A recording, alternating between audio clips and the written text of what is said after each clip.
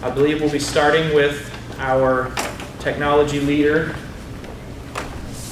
Dana Bergman. All right. Let's start it off on that note. Let's take it down a notch. Build to a crescendo. Yeah, but if you make her go first, she's the perkiest one, honestly. Her way goes up, right? Is the attorney here? Do I have to listen to an individual council member or collectively do they have to? You have to always Tell me what to do. I wish I could just tell you what to do. But I wish you can't just tell her what to do. In 6 years, you've never failed to tell me what to do. I've tried. Okay, technology leader. What we're here to talk about this morning is our open data portal. This is something that we have been talking about for a while and are working on intensely for this year with some help from the What Works Cities Foundation and members from Johns Hopkins University. I wanted to kind of set the stage and then I'll hand it off to Dana in regards to what is our open data portal.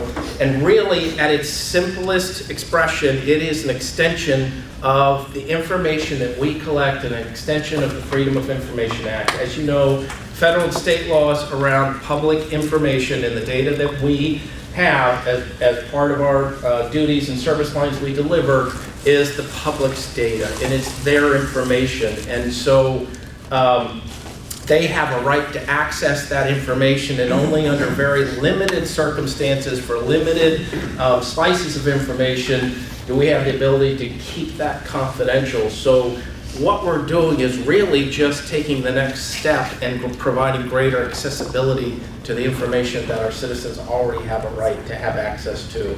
But what we are doing through this portal is we're going to take some additional steps to enhance the privacy of the information that's provided so that we eliminate the ability to singularly identify individuals or households, even though if anybody could make that FOIA request and get that information on their own.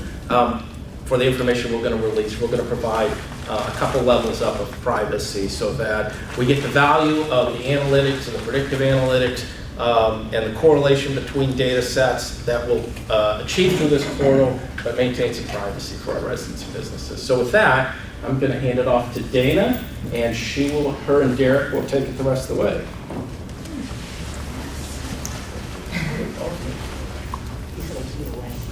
Oh, Derek wants to come. That's nice.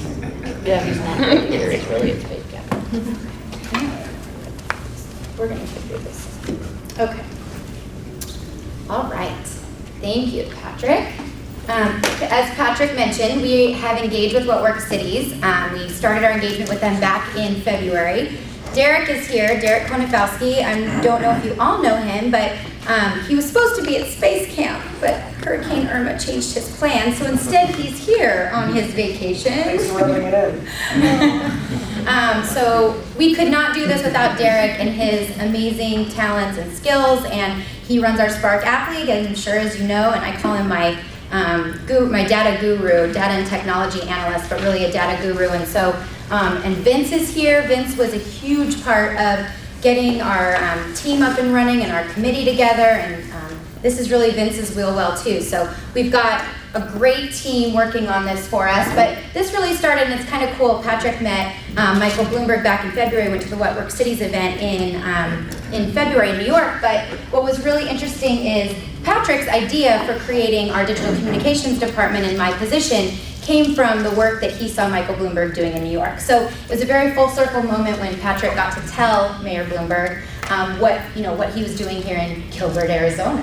So that was really, really cool. There's 100 cities across the country that were chosen for various things, not just for open data work. We were chosen specifically for open data work. Some of these cities include New Orleans and Oklahoma City and Portland. So from small to big, they've chosen 100 cities to focus on using data and evidence to make people's lives easier. And in Arizona alone, we're one of a few cities, as you'll notice, Glendale, Scottsdale, Tempe, Mesa, and Gilbert were chosen to participate in this program. So we threw in a little Founding Fathers quote for you, Victor. Derek, you can thank Derek.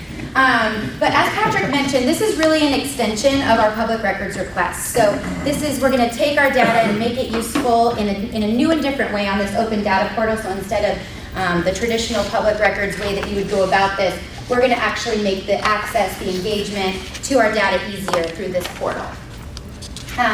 What are the types of data that you might see in the portal? Well, over time, we don't know exactly what that will look like, but to begin, we do have some examples of the types of data that you will see. Population, FTEs, building permits, CIP projects, these will be the types of things that you'll see when we launch the portal, which we expect to do hopefully November 1st.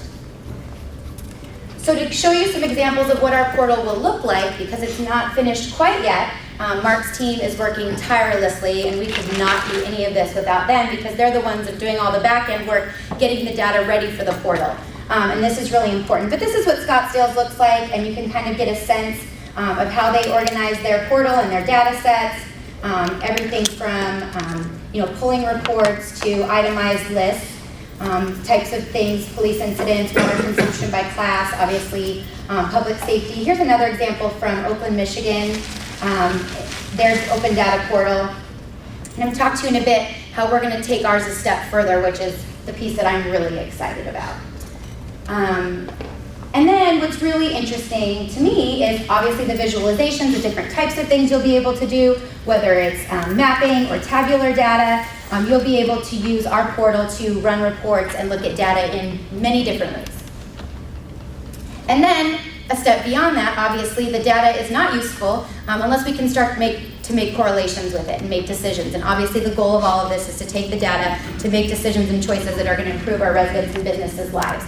So, certain cities examples, Kansas City has made certain streets investments, maintenance investments, issues completed, improved communication, increased engagement, whatever those goals might be. Also, partnerships are made, sometimes very unlikely partnerships. So for example, in Chapel Hill, North Carolina, they were able to take 2 data sets, one related to public libraries and the other one with the police to engage on various city initiatives. We've looked at a lot of other cities who've gone about this. One example that I talk about a lot was in Baltimore when they had 2 data sets that they'd been collecting. One was placement of foster children, and the other one was where sex offenders were living, but they had never correlated these 2 data sets to really see where those most vulnerable populations would be, and something really important that they could look at. So it remains to be seen how many correlations we may have, but this is the kind of stuff that we're really excited about using this for. Data efforts in Madison, Wisconsin. And so for us, as Patrick mentioned, and Derek did this whole presentation, by the way, I'm so glad he's here, even though I'm for sure much more thrilled to be sitting in the back and having me give it. But this is not our data, as Patrick mentioned. This is our residents' data, this is our business data, this is everyone else's data, and through FOIA and public records requests, obviously we have an obligation to be sharing that information and that data, but then also making it easy for people to access. And this is where I think, again, other cities who've created open data portals, it's fine and great, but if people aren't going to actually use the data, it's kind of moot. So we're going to be focusing on ways that we can get people to really engage with us. There's a lot of ways we can do that. Through Free Code Camp, which is an organization that Derek works closely with here in Gilbert. Obviously Spark App League, where we engage our junior high and high school students in using our data. So we're going to be looking for those opportunities to take the data, use our knowledge, and then turn it into action and make decisions, which I think is really important. Something really exciting is that we are going to be able to use existing technology. As most of you know, we already have an arrangement and agreement with Esri for various other projects throughout the town. So they provide the technology that's needed, which is really exciting, so for no additional cost. That's not to say that there won't be additional resources that need to be dedicated to this down the line, but for the initial start to kick this off, we're not having to pay any extra cost because we already have a contract with Esri, which is really exciting. Victor, you like that one? They wonder if there's any federal strings in it. So again, talking about getting people to access the data, having them download it, and then actually use it, which is really where I think we're going to be able to differentiate ourselves. I know I keep saying that, but this is what I'm the most excited about. So soon you're going to meet Alex. She is going to be the front-facing end of our open data portal. So as I mentioned, she may live, an open data portal exists and lives there, and a lot of other cities have launched. I know Chief Solberg was very involved in these efforts in Mesa. And then it's there, and then you'll have, people occasionally use it, and you point it towards them. But we are going to have the internal piece, which will be the Esri run actual data portion of it, but then we're gonna have the external facing website, which is gonna be Alex. So think about Alexa from Amazon, or we're gonna be calling it Ask Alex. So Patrick had mentioned when we were in DC that there were a lot of cities that were doing city stat and naming it kind of boring, average, or just open data portal. And so we thought, how could we personalize this, humanize this, and make this a tool that residents could understand and that they would want to use easily and that they would engage with. And so Patrick mentioned that one of the first libraries ever in the world was the Library of Alexandria, and a repository for information. And I was like, oh, that's really interesting. So we started thinking about that, and from there we came up with this concept of Alex. And we're working with an animator right now, and so you only are getting a preview of her because she's not exactly finished, but she's really adorable, and she wears an Apple Watch. And she will walk you through the portal. That's Derek's touch That's the on. important part. That's important. And she will walk you through, she'll be animated through the portal, so if you ask questions of her, she may direct you, she may shrug if she doesn't know the answer, she might point you in the right direction. So she'll be, we'll obviously have video tutorials, we'll sure walk you through and teach you how to use the portal, what types of data will be there. So this is really exciting, and as I mentioned, more to come when you see her launch in November. But if you see in our marketing efforts or the outward efforts, I want to tie the two together so that you're all aware, but if you start to see us promoting Alex, this is our open data portal. And What Works Cities is thrilled about this concept. They've never had a city engage in this type of a marketing effort, but I think we're gonna have huge success. You may or may not know that we, 311 moved into our department back in April, May, and we launched, and Derek's also running that effort to launch our 311 app, and SeeClickFix is the company that runs our 311, so they had efforts all across the country. And I think the record number of downloads for 311 in the first month was 88. There was a presentation at the conference Derek went to that was how to get 88 people in your community to download your app in the first month. We had over 1,000. And Derek's like, well, this is awkward, because he showed up at they clearly had scheduled the presentation before we launched.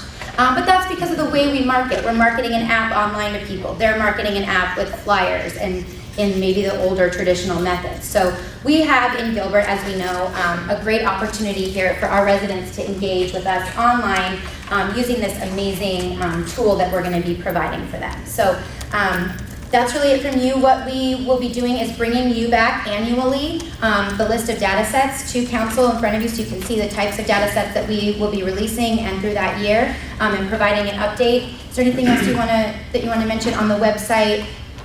On our main website, I'll be providing a report too of the data sets as well, so the public will also be able to see that. Perfect. Yeah.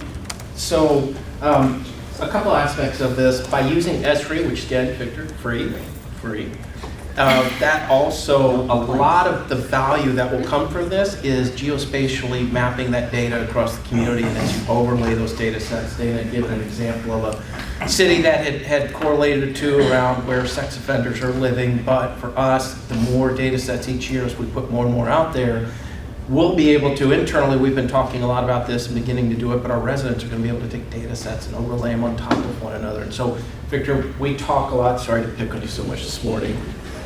I got my mouth perfect. Good time, I can't respond. We talk a lot about investment in capital projects, and so they could take our capital projects investments over 10 years. They could take permit data, which is an indicator of private sector investment for the last 10 years. You could overlay those two, and you could see, or you could do them in sequential order, you could see private investment following capital projects. As the infrastructure's improved, there's now the ability to develop subdivisions, there's the ability to develop businesses, and so that's the kind of things that's going to help really visualize and connect the dots for our residents and understand. I get it, when we expand our water plant, when we improve roads, when we do this, you can see the private dollars following right behind that. And that's just one area. That's what's so exciting about this is, who knows what they'll come up with or what they'll see. There's some really creative people out there, and they're probably going to come up with some things or create some combinations like Dan does with her clothing that normal people wouldn't think of. And there's going to be, we're going to get a lot of value from that. And you know what else? is really cool. Delete that portion. Delete that portion. I'm the one that is recording and will be editing. Who's data about that? It will exist forever. And you know what else, Steve? We were looking at these at the What Works conference, and there's a lot out there, and they're really good, but they're so dry. And you look at them, you would have to be Derek to figure out how to harness the full value out of that open data portal. That is, once a year, Jolene said I only have to do once a year for everybody, so they check that box. By personalizing this, that's funny. So I told the mayor, I was like, you know, we were thinking about, they have names like CityStat and all these things. That's so boring. And I was thinking about, you know, the Great Library of Alexandria, one of the greatest repositories of knowledge in the history of the world, and it's called Alexandria. And the mayor's like, man, that reminds me of the city of Alexandria. I'm like, what? Virginia, I didn't want to speak. I know. And so then I told Dana, she's like, no, that reminds me of the city. I'm like, I hate both of you. But she said, you know what if we called it Alex? And, you know, shortened it, and it humanized it. You know, as humans, we humanize everything. We name mountains, we name, you name it, inanimate objects, you know, we connect to us by giving them names, and we connect emotions to it. So by humanizing it, and then the Alex, the little emoji that actually will help, it makes that interface just that much easier, and that's the end goal. Not just something that has capabilities, but something that people know how to use and will use because it's easy, it's intuitive, they can get a lot of value from it. So I think as we go on each year, and as we continue to put data sets forward and we get data questions back or direction back from you, make these data sets available, we will just reap tremendous value from this. So I think it's going to be one of the more exciting things we do, and again, it's free, Victor. We're using Esri, could have gone other options. But Dana and Derek. And Derek is, again, Vince, the whole team. yeah, amazing. The whole An amazing team, Chief team of people. Solberg. Yes, yeah. It's been fun, it's exciting stuff, and like I said, I think with, you know, a lot of times these projects don't live in the communications department either necessarily, and so the marketing piece gets lost in it. And so if you can have an open data portal, but if no one uses it, what's the use of it, right? Just in the name of transparency, to be able to say that we make this data available because we think it's the right thing to do. We're gonna really take that a step further and focus on getting people to actually use it and have it be an easy, fun experience when they do. So we're really excited about it. So more to come. Yeah. Very cool. So I guess just thumbs up, keep moving forward. What about traffic data? Is that going to be available at some point? Yeah, you know, each year, Derek, he's sitting right behind you, Victor, if that's any defense. Victor, we will solicit your input from you guys on data sets you'd like to see us make available. Really early on, we started talking about this, and I don't know how granular we can get, but a lot of the transportation changes like Uber and Lyft and all these different things that are going on, and just how people rely on apps in new and innovative ways to understand how they're getting places. And I'm just thinking the more of that traffic data we make available, maybe that's useful to some of those other things that are going to be coming. Absolutely. In particular, I think of myself, I know, very geeked out, but I was trying figure out, I look way ahead at all the lights and see when they change and when they're likely to change, and I try and hit each intersection on a roll instead of braking and gassing. But if I had an app that would tell me, same thing. if I had an app that would guide The me, Peterson, I'm just saying, if I had an Connected. app that would guide me the right speed that I should be going now to hit the next light green or something like that. It's actually 51. Chief Silver's making notes. It's not consistent. I know, It's not consistent. a little with the. While you were saying that, Chief Silver's making notes. I like 51. Sorry, too soon. It's actually timed, or if you follow the speed limit, you should hit. But it's not consistent, trust me. Follow the speed In limit. Mesa, it is. I'm sorry, I'm just saying, in Mesa, it is, but here, not so much. So, I'm just, Happy to take any suggestions. love that. Yeah. I think one of the things I want to have a robust discussion on is the policy.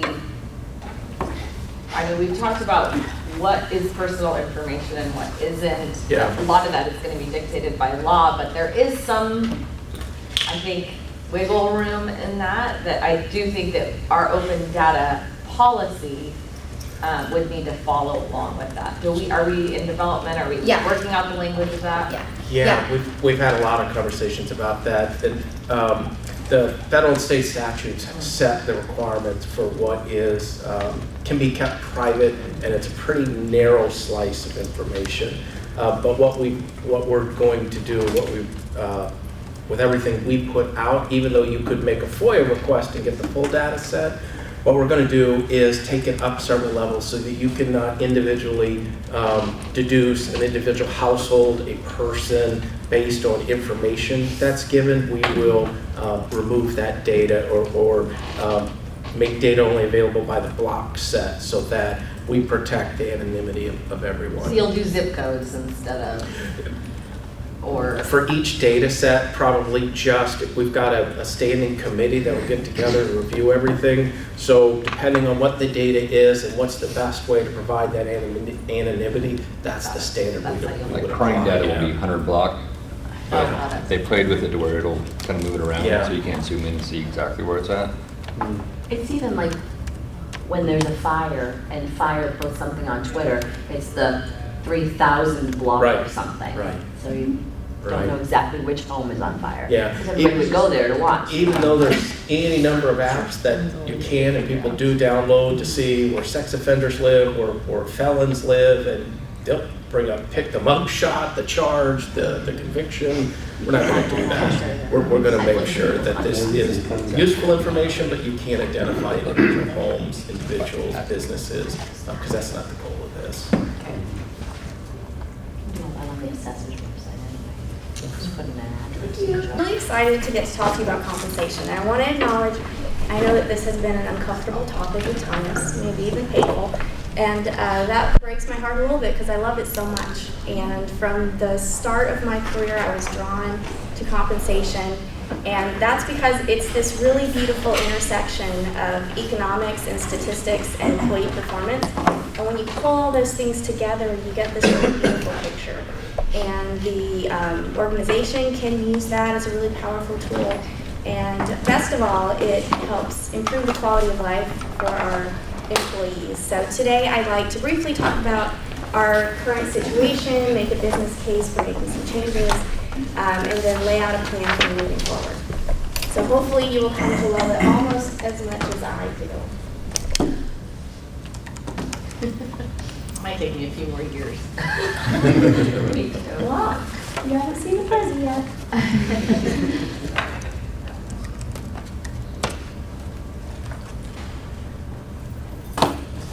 Maybe there. I want to analyze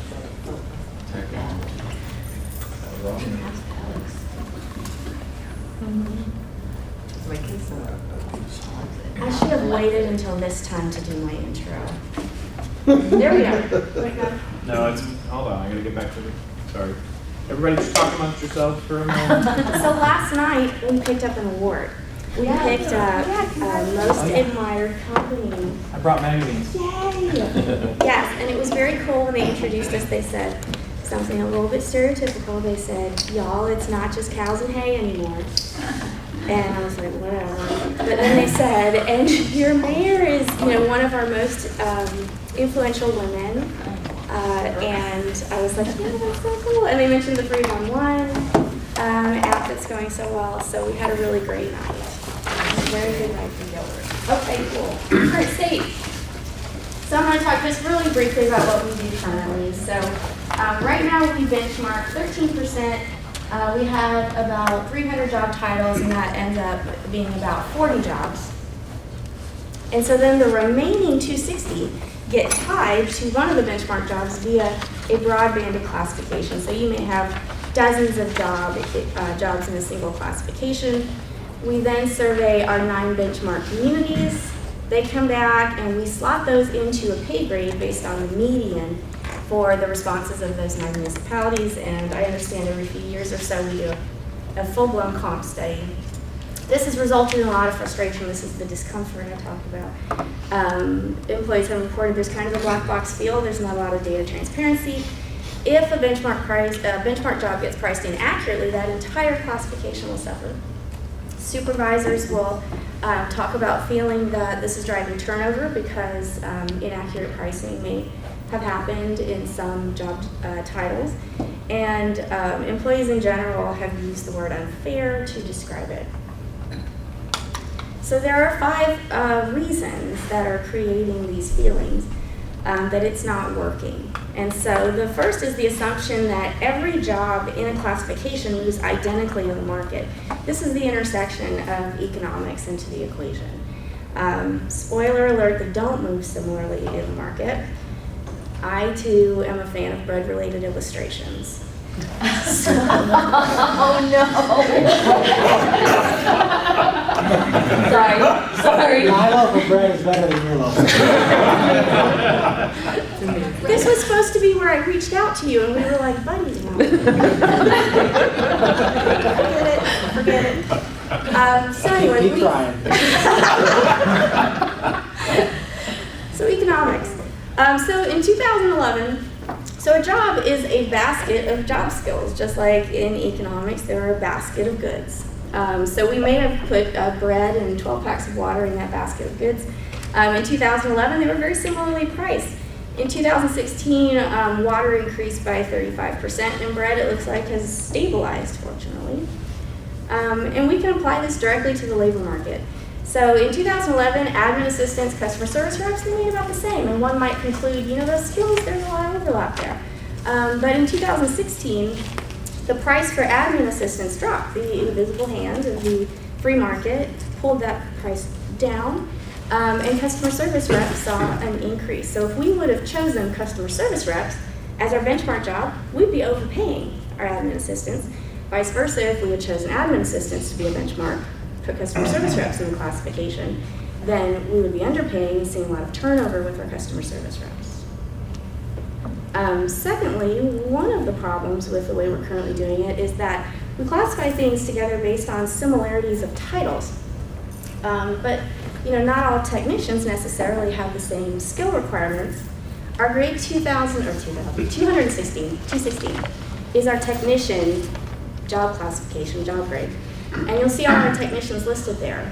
But the problem with this is that our streetlight technician, who requires 7 certifications to do their job so they don't kill themselves, is in the same classification as the person who, you know, say makes all of the town signs, does not have those same kinds of demands for requirements.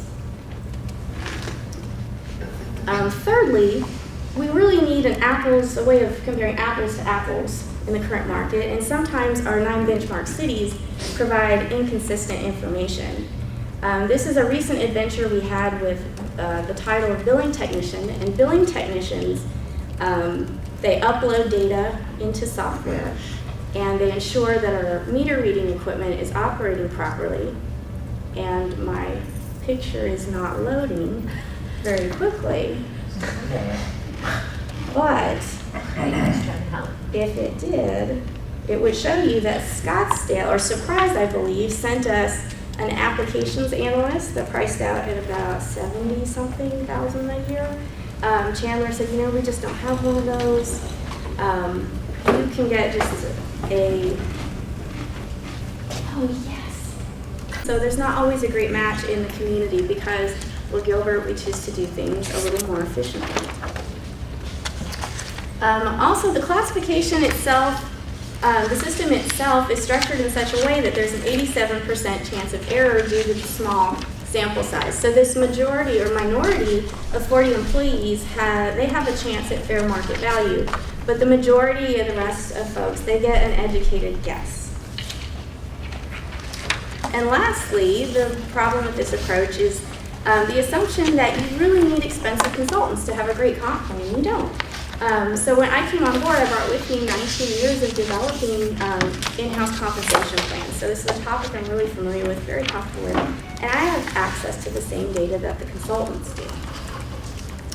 So moving forward, this is what I would like to do. In the locks, you can see the unlocked one means something I can do with the current compensation philosophy as written, but the locked ones are things that would require a change to our compensation philosophy.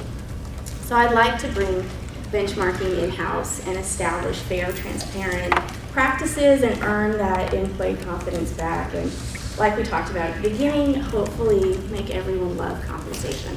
So it starts with reliable survey data. And ERI is the go-to on this topic.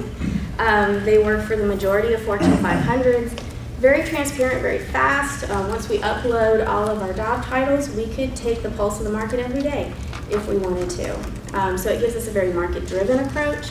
It has public sector and private sector information in there.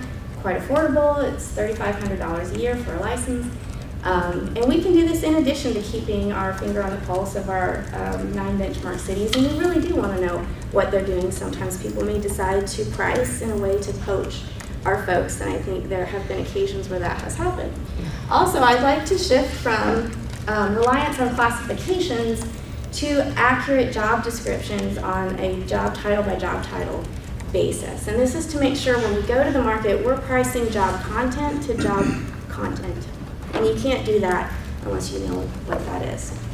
And I'd like to price more jobs. Best practice is 50%. I think we can get to 90% or greater.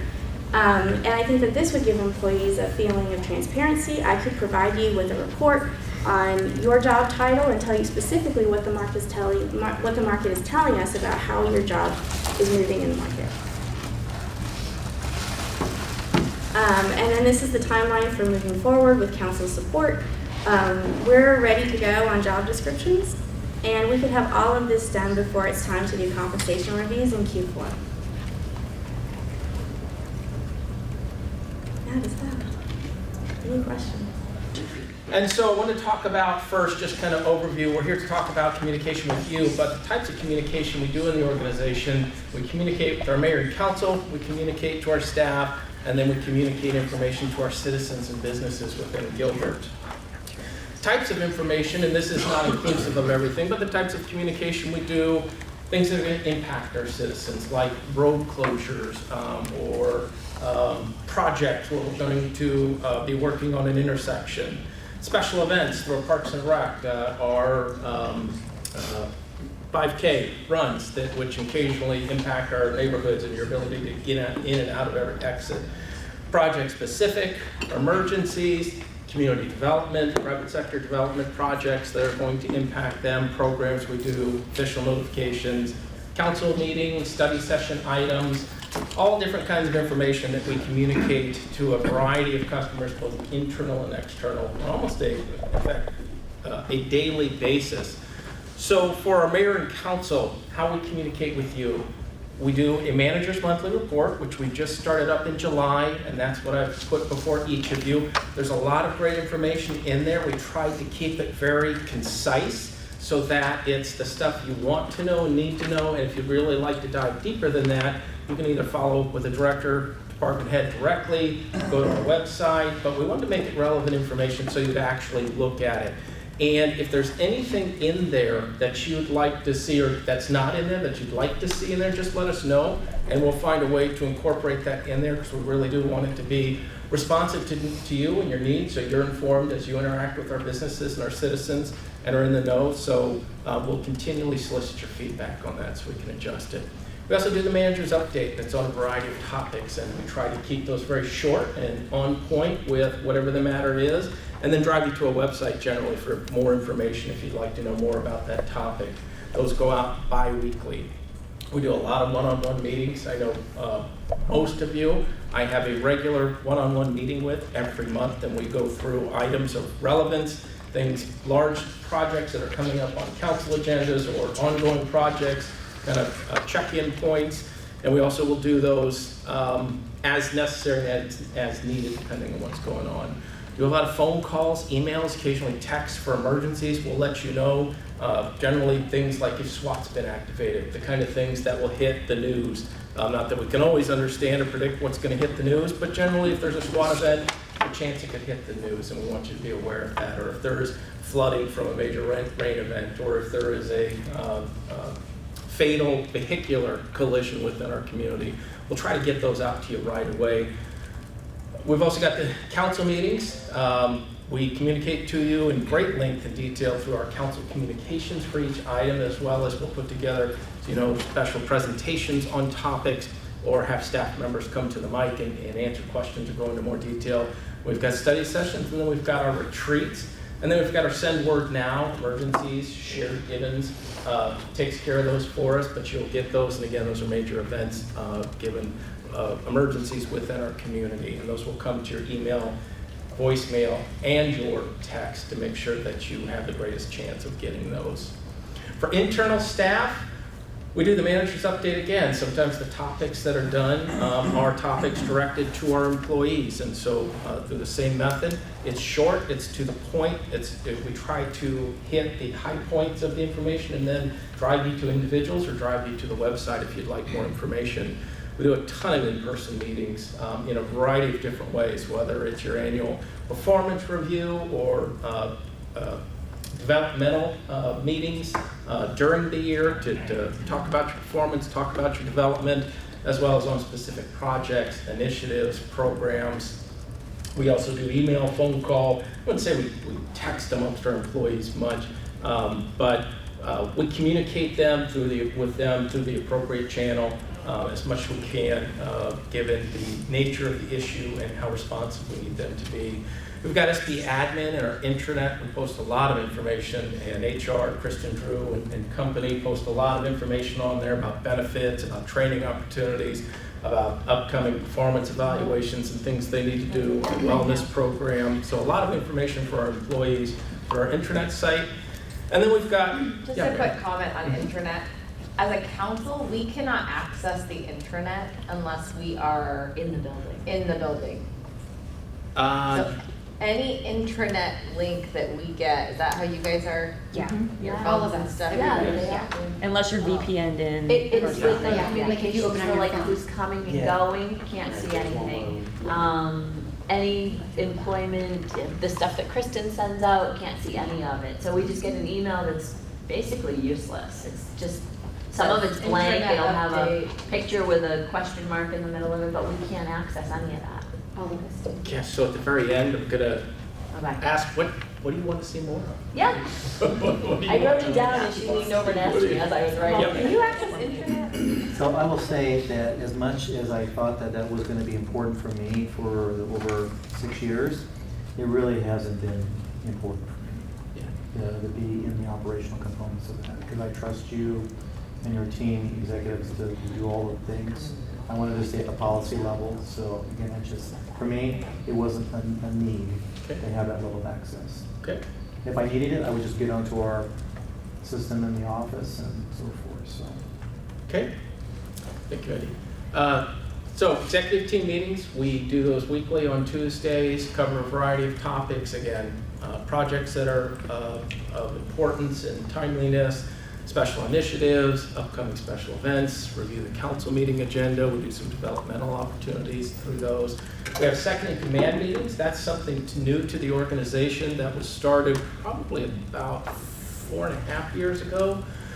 We bring those individuals that are right underneath the executive team, right underneath our directors, so our managers and our high-level supervisors, to bring them into the fold and talk about information that's going on within the community, within the organization, to enhance their knowledge of everything that's going on so that they can then go to the individuals within their groups and share that and spread that information and that knowledge so that we can create a greater level of understanding within the organization about what's going on and what direction we're heading in. We've also begun to use those meetings as developmental opportunities for our future leaders within this organization.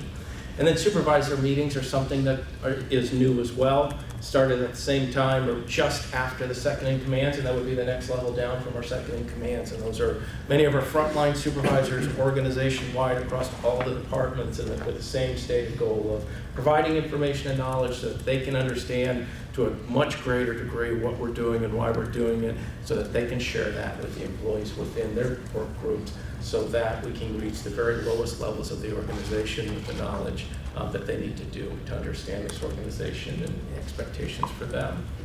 And those are held monthly. And then external to our citizens, again, I'm sure this isn't even all of them, but manager's update again is often aimed at our residents and our businesses with things that are going on with the same stated goal. Keep it high level, keep it to the point, and then drive them to an individual or a website for more information and understanding. Tons of in-person meetings with residents as well as special groups. Emails, phone calls, ton of those. Facebook, Twitter, Instagram, Snapchat, Nextdoor, and whatever new social media platform comes along. Dana and her team are on top of it. They also do a great job, and that's the fascinating thing about the world we live in today. Just as soon as something is hot, like Periscope, 6 months later, something else has replaced it, and so we drop those too. We're not investing time and energy in things in which people aren't, and that's our job. Even with some of these, I've said it many times, I still don't understand Snapchat. I But don't either. people love Snapchat, and I don't so like if it. that's where our residents are and that's where our businesses are, that's where we need to be. Well, we're going to talk about that today. We're going to talk about our Parkway Improvement Districts, or the four-letter acronym PKID, which we affectionately refer to them as. We oversee 11 neighborhoods. It's about 2,094 homes.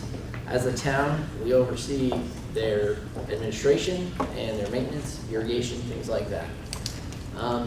Think of us as kind of an HOA provider for these 11 neighborhoods. With that in mind, we went through it this past year and thought there might be some opportunities for changes in the PKIDs. So I come to you with an ask. I want to talk to you about contracting out a couple services that right now are not being contracted out. That would be the administration of the PKIDs. That's something we handle internally, and those costs are not being passed on to the property owners. We would also contract out the irrigation, which is being done internally by staff we have on our staff right now. The second option would be just to try to recoup those costs through a full cost recovery to the PKID property owners. Or third option, just remain status quo how we've been doing. All right, so some goals we have. We'd like to do a service level efficiency. We want to get more efficient. If we were able to contract out the administration and the contract oversight that we do in-house right now, that should free up about 0.3 FTEs in our department. And that could be freed up to focus on fund development, public-private partnerships, working with our foundation, finding sponsorships, being out there, making more money for our department, reducing our subsidy. Also, if we were able to contract out our operations oversight and our maintenance and irrigation, that would free up 2.6 FTEs that when the time's appropriate, we could transition those over to the new park, which would be a win for our department. We also would like to have a more responsive service. If we were able to contract with a company that specializes in this, we would expect a higher level of service from the company we've selected. Right now, we also have a goal to reconcile those true costs. Our internal estimates, there's about $42,000 a year in staff time that's not being assessed to the PKID property owners. Impacts for a change like this. Anytime there's change, people are going to be concerned. So we think the biggest concern would be it's a different process. We're bringing a company in. It would be a different point of contact. These people wouldn't contact the town like they've been doing. They would actually contact a company, and the town would be more at an arm's length. There would also be a change in costs, which I'll detail in the next slide in depth. But like we said, we want an enhanced service level for these property owners. The companies we've talked to, they would have availability 5 days a week. They actually have expertise in assessment district. This is what they do. So they understand the state laws, the governance inside and out. They would have a dedicated email address, dedicated phone line, bilingual customer service rep. So that's a very high service level for our PKID property owners. All right, financial impact. For option one, if we decided to contract out the irrigation and administration, right now our baseline between all of our neighborhoods, they pay about $30.19 per month. These are estimates, but we would phase it in over 3 years. We don't want to do all one hit 1 year. So we have a phased in approach. So contracted out, full implementation would go up to about $33.38 if we contracted out their average monthly payment. So about a $3. If we just wanted to internally recoup the cost through cost recovery with recouping that $42,000 and a 2% CPI escalator, same time, it's about $33.15. All right, if we maintain status quo, we assume a 2% CPI, over those 3 years, you're looking at about $32.04. So the span is about $1.34 per month, depending on which option you would like us to pursue. If we decided to go with option 1 for our property owners, we would do public owner outreach. We do this every year in October. We have meetings with them. This is a change we would like to pursue. We would go ahead and explain it to them, get feedback, see what they say. From there, January, we have to do RFPs, find the lowest possible bid, and find the right provider or the right fit. We would then calculate the assessments so that we could roll out a new service starting January or July of the fiscal year. So once again, let me kind of go over that again. Our ask is, should we pursue contracting out these services with administration and also irrigation? Or should we just try to recoup the costs that we're currently not recouping to these property owners? Or just remain status quo? With that, I can answer any questions. But Nathan, if I get talking like I did last time, give me a sign. Hand me your taser. All right, so today, basically just giving you an update on staffing and the issues that are revolving around staffing. And the plan that I've developed, asking for your buy-in and support for that plan. Hopefully you can read everything, some of the font's small, so. First of all, as you know, obviously our community continues to grow. So this is just our dispatch calls for service over the last 5 fiscal years. So you can see each year we've gone up. Currently, for last fiscal year, I mean, at the end of June of last year, or this year, we're at 66,535 calls. Those are incoming calls, so that's not our proactive, our traffic stops or making arrests. That's just citizens calling in for service, whether it be an accident, a DV, a burglary, whatever the case may be. Those are incoming calls that we responded to. You can see that just in the last year we went up 11%, and from 13 to 17, we're up 15.5%. Just Is that emergency and non-emergency? Yeah, so that, 911 anything and from a non-emergency. barking dog to a robbery. Got it. So it's all calls for service coming in. So it's not our proactive, just the calls. Yes.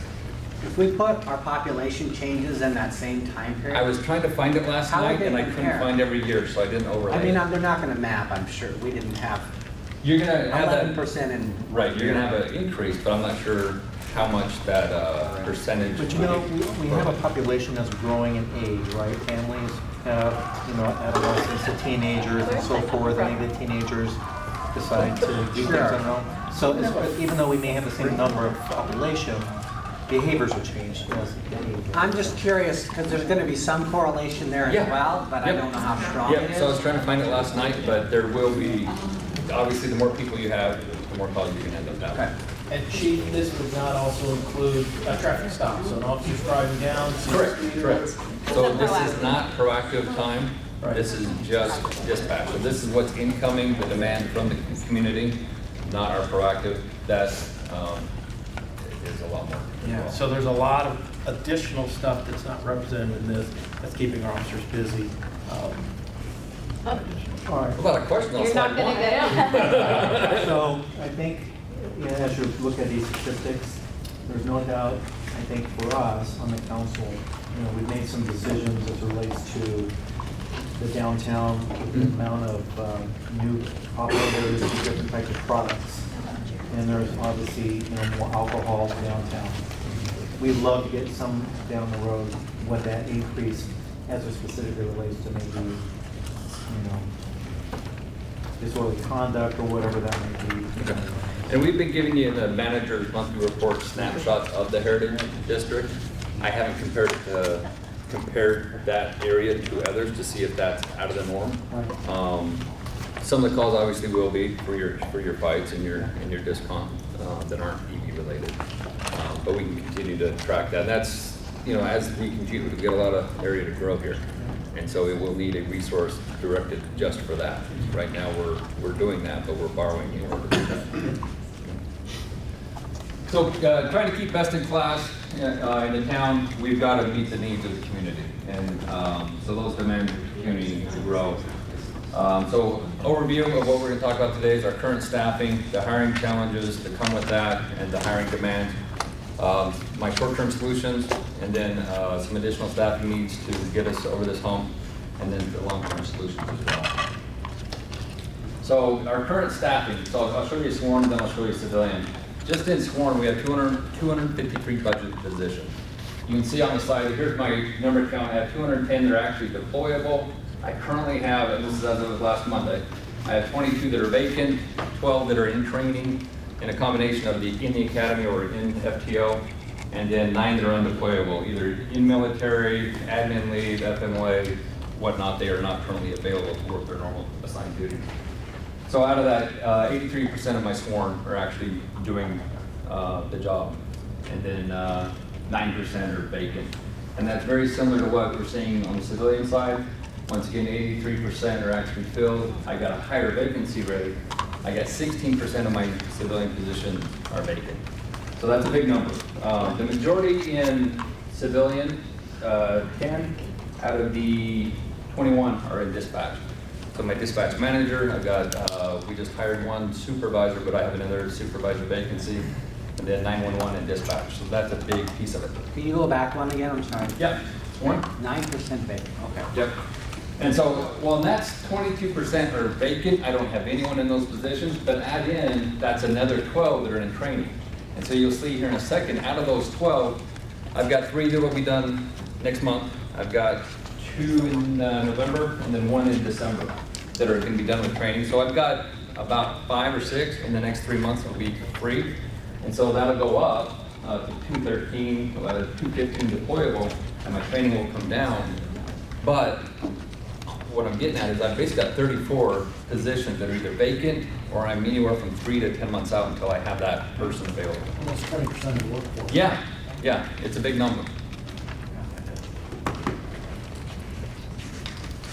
Chief, Yes. why are all those positions vacant? You're non-sworn. Why? I'm going to show you right now. Okay, good. Thank you. I figured you had an answer, but. So, just a snapshot. I took the last recruitment we did in April.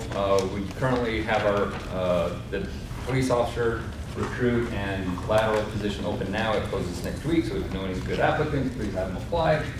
So we just took a snapshot of last recruitment.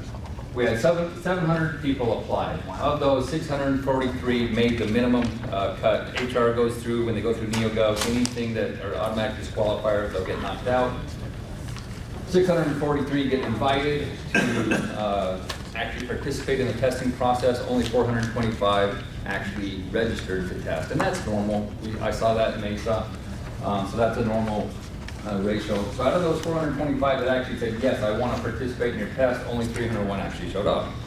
That's, once again, Easy to normal. get out process. Right. They So, will themselves. and some people, you know, they'll be applying and when they apply, they don't necessarily know the date. And so sometimes it's a schedule conflict, sometimes they realize that I'm just not ready.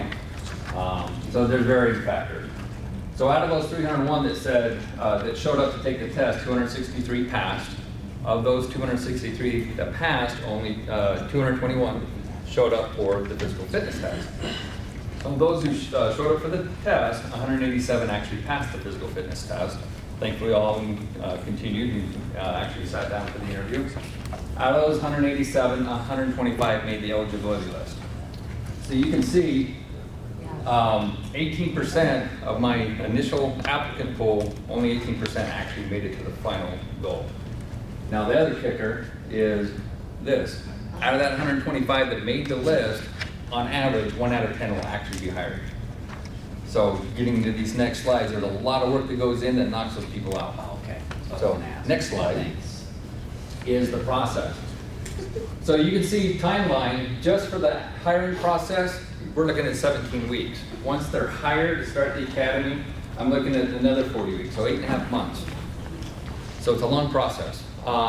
In that hiring process, the 3 weeks, you've got the app, and this is actually straight line, it's actually a little bit longer. So you've got 3 weeks to do that initial testing process. We establish the list, then we prioritize on who's the best candidates, then we start scheduling those in to get them in for this next phase, which is background, colleague, the med site. So when we're looking at those 22 vacancies and those 12 in training, the picture I'm trying to, what I'm reminding my folks is the help's coming, it's just gonna take a while. But my problem and what I'm trying to relate to you today is I've got a big burden of trying to hire all these people, and I'm inefficiently staffed to do so. So that's where we're headed with this. So as I mentioned, obviously some hiring challenges. We've got insufficient numbers, a lot of vacancies, a large applicant pool. I think we're doing good on recruiting and the sources where we're going to get our applicants. It's just the process of getting through there and getting them processed in time. So our civilian and sworn attrition rate, it's out. We are having people, I can't hire them fast enough. We've got a 13.65 vacancy rate when you combine the two, resulting in an increased vacancy gap and increased attrition forecast. So just giving you a little bit of data, I took what I used in Mesa to forecast out our hiring, and Randy has done an excellent job, and we will be getting with Mary here shortly. I'll get to this a little bit later, but we're taking all Mary's data, our new updated data, marrying the two, and give you a better forecast on what we're looking at in the future. So this is kind of messy, but really what I want to point out, the green has dropped. So drop, as a reminder, that's when you get in, you've got, once you get into drop, you've got 5 years you have to get out. So you'll see the green start here, the green and the yellows, they replicate on a 5-year gap. The red is our actual, those are resignations or terminations. Then the blue is, and that's the one I really want to focus on, that's our eligible to retire. So you will see obviously a huge spike. So when we got into the late 90s, early 2000s, and as Gilbert began to grow, we hired a lot of people. They are all coming up on their 20 years. They don't have to leave at 20 years. On average, with our current staff that's eligible to retire, which is 27 of them, their average time on is 23.5 years. So whether they get into drop, even with drop, once they get in, most of them don't stay for the duration of drop. A lot of them stay about 2 to 3 years. So we are dealing with what's going on now, but just a little warning, and we'll get more into this in the spring, and with the budget, we're gonna have a big hiring push. And that's just to keep up with attrition, because we will be at, obviously people are gonna come and go, but if everyone were to stay, we'll be at 56% of the force eligible to retire. They could all walk out the door the next day. But obviously that's a big number. And that is, I'll throw a few references to Mesa, that's where we were at Mesa. We were gonna be at 41% in 2021. Gilbert's Trail started a little bit after Mesa, so ours is behind a couple years. So our attrition rate. So we're looking at what do we normally lose? So we looked at historically, and we have good records back from 2004. So the data we're working on is for the last 13 years. We were at, since 2004, we've averaged 0.53 positions per month have left, and this is just sworn, not civilian, which averages out to 6.36 positions per year that we would have to replace just through the attrition cycle. So looking at just the last 3 years, our resignations, termination, retirements have increased. We're currently at 0.81 positions per month, which equates to just under 10 bodies per year that I'll need just for attrition.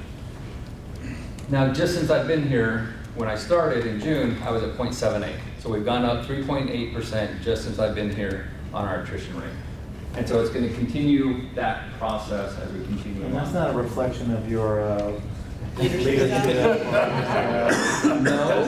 Checking, I mean. A lot of them were scheduled, but anytime you do have change, you do have some people that are like, it's time to go. So getting into the background and the hiring process that you got a glimpse of before, the hiring unit, I've got one commander, which is Kim Scott. I currently have 3 background investigators and one polygrapher. However, one of my background investigators just put in her resignation.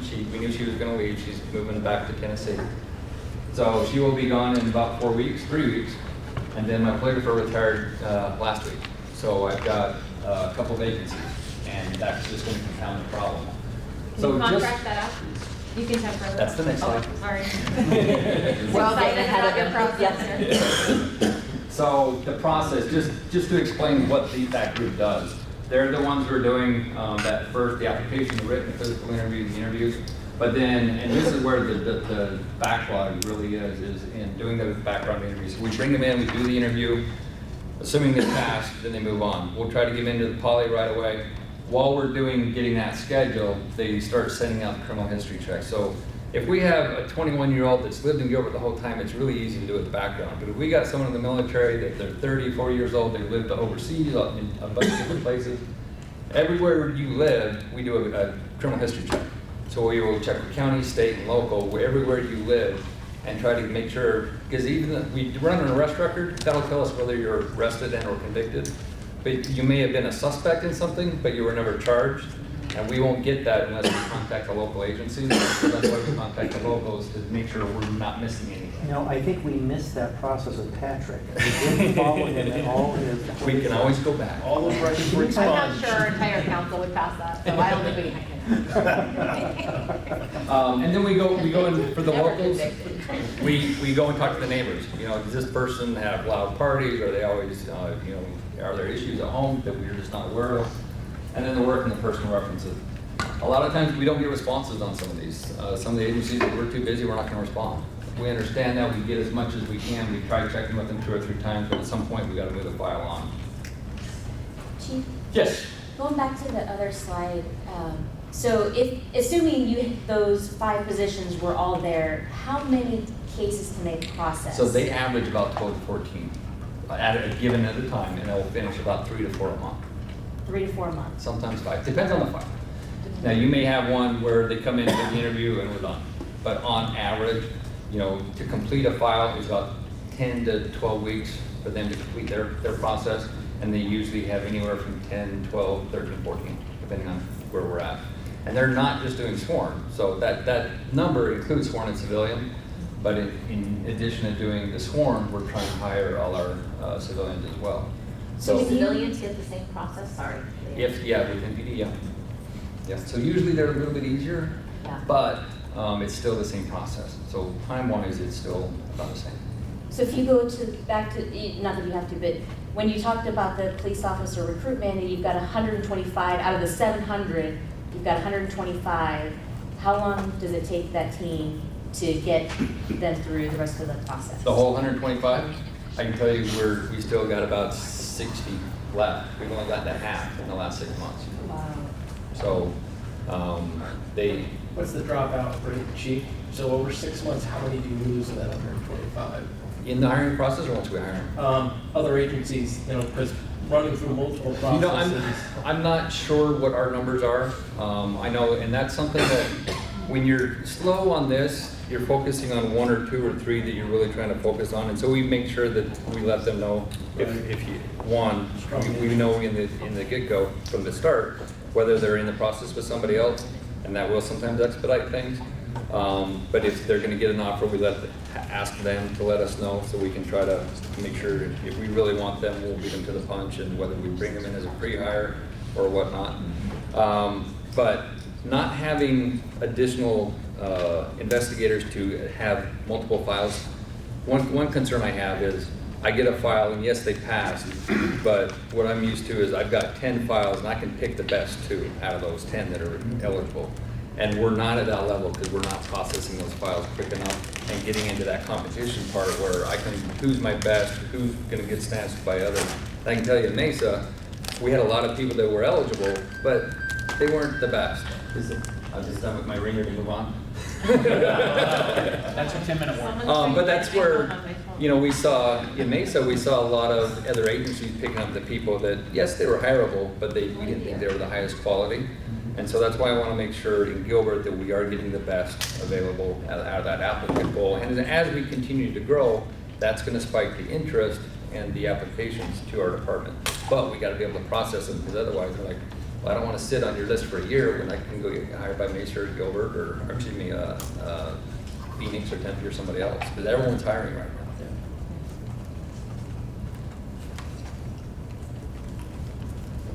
now. All right, so how do we fix it? So my short-term solutions, getting to the polygraph question. In the interim, until we have a contract, we're in the process of getting a contract with a private agency. There's several of them out there. So we will get that on board. And what our plan is, we'll test that out for 6 months, make sure we're comfortable with the polygrapher. The one we're looking at, they've got 4 of them, one company, but 4 different polygraphers. So make sure we're comfortable with them, make sure it's cost effective. We may stay that route and not hire that polygrapher. There's obviously cost savings to that. Then I could take that position and either make another background investigator or wherever that highest priority is. But we want to give that about 6 months to figure out what do we want to do. But in the interim, until we get that contract in place, FBI, Chandler, Mesa, Scottsdale, they're all giving us their availability of their polygraphers to take over until we get that in place. And we're really close on the contract. Authorized overtime. So those who are in the hiring unit, my 3, allowing them to come in on Fridays and Saturdays, using vacancy savings to pay for that. Also, I've got a handful of civilian and sworn that have been prior background investigators, have been through the training, so bringing those people in, either flexing out their time where I can, or bringing them in on a little bit of overtime to process files. Modified duty, I've got 1 or 2 that are injured that can help us out, so those that are injured, while they're injured, have them work on files and do interviews and process the backgrounds. Also, this is something I did in Mesa, contracting out with retired sworn and civilian that have done this job in the past. I don't have to train them. They know the process. They know the procedures. I just gotta, so we're talking to 3 different contract agencies. They work for the contractors. I tell them who they're gonna hire basically. We bring them in at a reduced rate because some of that rate has to go to the contract agency, the temp agency. They cover the workers' comp and all that. It's a part-time with benefits, but they're paid by the temp agency, and I pay the temp agency our salary. So that will help us get us over that biggest hump. My biggest push, I've got up to 15 positions reserved in the Mesa Academy. More than likely, our goal is 10, but if I can actually get 15, they'll take 15. In addition to that, I've got 2 to 3 positions reserved at what used to be Aaliyah. It's now the Phoenix Regional Academy. So that's where we've been going. We'll continue to go there, plus Mesa. So with 22 vacancies, I can stick 15 there, if possible, and then continue to stick 2 or 3 in the Phoenix Academies. So I'm trying to get as many through the process as I can by mid-December. That's pretty much my deadline to get them into Mesa, because AZ Post has to come and certify our backgrounds before we can actually have them start. So my deadline for the Mesa is 2nd, 3rd week of December, plus the holidays always back things up. So the other thing is taking 2 of my sworn positions that are currently vacant, reclassifying them as background investigators. Everything's important. We've come to you before, my prior administrations come to you before and justified the need for both the sworn and civilian.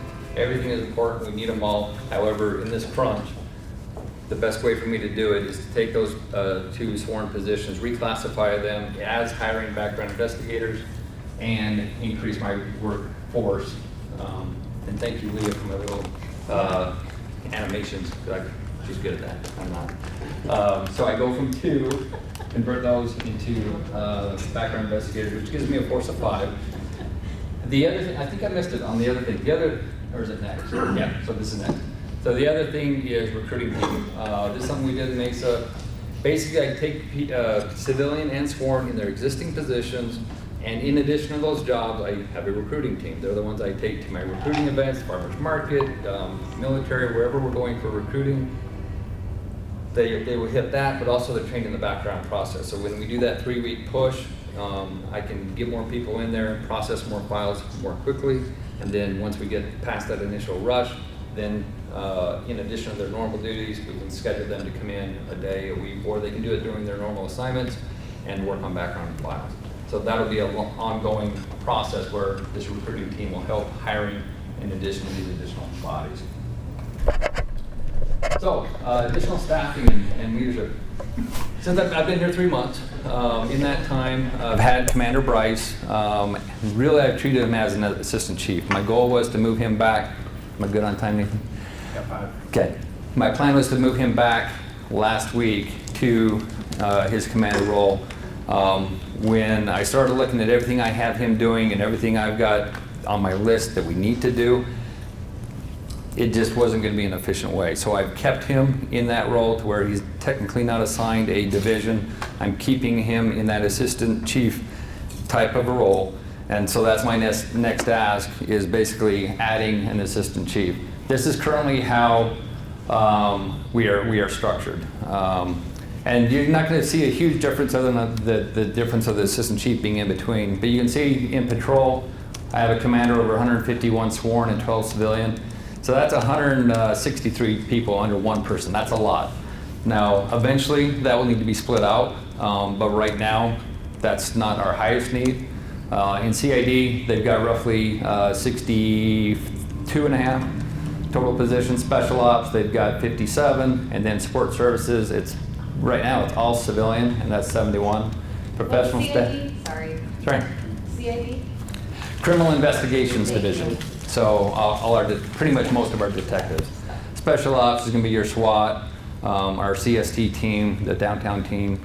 Support services, communications, records. The jail is actually under professional standards. So that's our current structure. And then if I add an assistant chief, it doesn't change necessarily the org structure. What it does is it moves everything, rather than reporting directly to me, directly reporting to the assistant chief. And then what that's going to do is it's going to allow the commanders, between the assistant chief and I, we can focus more on the big picture items, hitting the community events with council and with the nonprofits and the businesses, working on those relationships, allows the commanders to focus on leading and managing their divisions. I don't know if you guys can read that. More efficiently distribute projects and initiatives. Maximize visibility and representation at departmental, town, and community meetings. Support increased community engagement and long-term relationship building. Provide resources to support short-term and long-term projects and initiatives, and enables proactive strategic management of department and big picture items. And last, closes current leadership gap. That's one thing I've noticed. We've got a lot of people doing multiple tasks and no one's trained on how to do them. So as we continue to grow, making sure that we're developing our leaders, whether it's a supervisor position or whether it's a detective position, that we have those resources. We have a lot of single sources of knowledge, both on the civilian and the sworn side. Chief, you were, just to clarify, with the background investigation, taking two existing positions and reclassifying them to fill that gap, and then you're using another sworn position. Commander Bryce is currently in a sworn detective position, and we've been using vacancy savings to cover the gap between those salaries. So we would do the same thing. We would reclassify that position into the assistant chief position, and using vacancy savings to pay for this year. And then obviously when we do our budget for next year, we're gonna have to build that in between our requests and what we have and what we can maneuver to cover that for the next fiscal year. Plus that growth that between what we're working on and what Mary did, we will come back to you with what that future is gonna look like with that increase in projections for attrition. Good. So, trying to lay the foundation for our long-term solutions to fix our hiring and as we continue to grow. So we're fixing the hiring unit, resolve those critical gaps in background and polygraph, additional assistant chief to support the department and the leadership growth, innovative short and long-term recruitment strategies, a multi-pronged approach to support filling existing vacancies, requests for additional positions, as I just mentioned in 1819. Then continued analysis on long-term community public safety needs, finalize a long-term staffing assessment, long-term solutions for PD staffing, and then successfully maintain best-in-class public safety services. So I ask for your buy-in and your support. The general plan is the long-range vision and policy of the community. It's good for about a 10 to 20-year span. When a community is growing like this, it's probably closer to the 10-year. The general plan prior to this had a section about green, and at that point in time it was agricultural. And so when we got to this, that made no sense. So this green was more about environmental and sustainability. So you can see how things change over time. You do know that state law requires us to update the general plan every 10 years. The formal adoption then includes a recommendation by the Planning Commission, adoption by the Town Council, and then a ratification by the voters. And our last ratification by the voters was in May of 2011, so we're right on target for that November 2020 10-year vote. The vote this time will be November 2020? Yes. Okay. Yes. What I'm going to do is show you kind of just a major milestones type presentation, kind of where we're going. This is going to seem like it's a long way out, but you'll see as we go that it really is it's time to begin to think about this and start moving forward. Our intent is to start early in the next year with getting a consultant on board, do our RFP, sort of line things out so that we can engage the consultant when we have budget adoption toward the end of the fiscal year. That gives us then a little over 2 years to get the plan through the process, adopted, and onto voter ratification. That is about what the last one took. I believe we started in August of 2008, and we had it adopted in May of 2011. So we're really about the same timeline when you look at it. This just makes it look like a very long time. I mean, if you think about the process, it actually takes that long. So after we engage the consultant and start the process, sometime in July is when we'll start meetings with internal stakeholders. That's when we sit down with Dan and Jessica and everybody to start talking about how we're going to build these different chapters and start getting their input. Dan's team will obviously be a big factor as we start our communication. We also then, at that point in time, will start our steering committee and our stakeholder groups as we did last time. I think that was very beneficial. We had a lot of public input and it was a really good process. October 2018, somewhere in that time frame is when we'll want to start our road shows. When we did the current general plan, we did 10 public outreach presentations all over the community. I don't see us doing any less. I see, if anything, maybe doing some additional. And that takes some time to go out to the community, to get the input, change the plan, or make tweaks to the plan, and go back out and make sure that we're hitting what the community wants as we go forward, since it is important, since they have to vote on it. Last time we had over an 80% voter approval, so I thought that was excellent. Seeing as how Scottsdale still can't get theirs approved, and it's been 3 or 4 years. So in October of 2019 then, we plan on wrapping the plan up and start having meetings with Planning Commission. There'll be several study sessions, there'll be several different discussions, but we'd like to start having their recommendations sometimes toward the end of 2019. Then we bring it to council, and that's when I'm sure we'll have some study sessions, we'll have some discussions, we'll want to make sure we're on the same page. I say that, but knowing we're also going to have stakeholder groups and steering committees, which will have council members on it. And as we did last time, there will be regular updates, and there will be communications at the council meeting about how we're doing. Once council approves it then in January or around that time frame, that's when some of Lisa's heavy lifting comes into play, because we get to do publicity pamphlets, we have got to get the ballot language ready, we've got to coordinate with the county, and then we can finally get it on the ballot for the November 2020 adoption. That's really all I wanted to kind of share at this point in time. Just to show you that we're starting to think about it, see if you had any questions or concerns about the way we were heading, get a little bit of input. While my presentation, I'm sure, was brilliant, Linda's in the back. She's doing most of the heavy lifting on this. So. Brilliant. To talk about what we've been doing with our safe railroad crossings, specifically with some high priority CIP projects. Last time staff was in front of you, it was previous staff. They came in 2015 to really talk about the strategy for mitigation on our railroad crossings and some of the train horns. Next one. So part of what we're going to discuss today is background and history, the diagnostic review update, what we're doing in our CIP program right now, and then next steps, and get confirmation from you that our next steps are still appropriate. All right, so some background in history. Train horns were brought into, they've been here forever, especially along our rail line, which goes about 45 to 60 miles an hour with up to 4 to 9 trains a day, depending on what the need is from a freight standpoint. Therefore, trains need to have some sort of safety measure when they're crossing the intersection. The engineers usually do their train horns at about 15 seconds prior to meeting those intersections. However, if they are up at 60 miles an hour, they will start the train horn at about a quarter mile prior to that intersection. The train horns there's a standard pattern, which is 2 long, 1 short, and 1 long blast. and they have a maximum decibel level of 110 and a minimum of 96. And 110 decibels is very similar to what you would hear from a siren. This actually maximum level changed in 2010. Prior to that, trains really didn't have anything in law that had a maximum.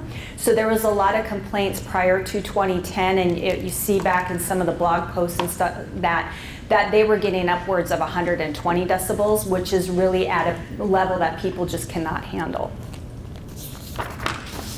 Next one. So diagnostic review was done in 2014 with staff here, ADOT, the Federal Rail Administration, and the Union Pacific Railroad. We had to pay Union Pacific some money to come out and tell us what the needs would be to mitigate some of the areas from a safety standpoint. What they found was we had 9 public crossings that the safety measures were in compliance at that time with no need for any other infrastructure. There was 3 public crossings that needed some minor work. So that's really like curbing and things so people don't go around the gates when a train's coming. So they try to mitigate that. There was 1 public crossing that needed major work, and that is our Gilbert Road crossing here in the Heritage District. And then there are 4 private crossings that need some minor work and some major work, just depending on what that crossing location is. So these are the 4 that we went through and prioritized with the executive team, with you in 2015 when we were here discussing it on how do we want to prioritize these from a funding and resource standpoint. We have the 4 listed here: the Western Canal pedestrian crossing, the Gilbert Road crossing improvement, and then 2 at-grade trails, one on the Eastern Canal and one on the Consolidated Canal, that are really from a trail user standpoint. They cross a bridge that goes over the canal, which also has the railroad next to that.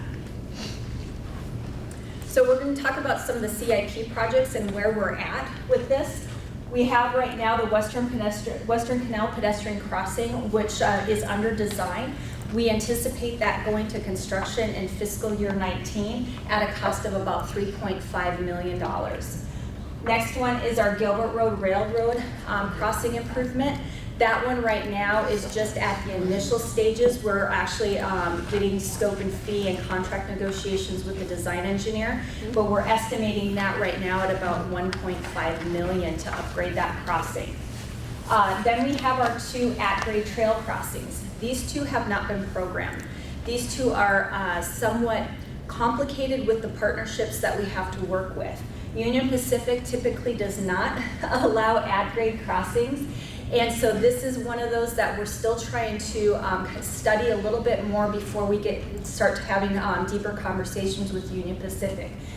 But right now, working with Chandler and looking at some of the projects they've had on their crossings, we're estimating about $1 million per crossing.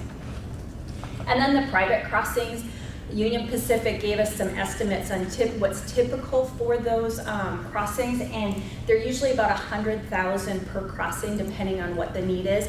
So right now, that number isn't programmed. That's a real estimate just based on history from others. The private crossing dollars be our dollars? It would be, we need to pay. Union Pacific would basically do it and then charge us for it.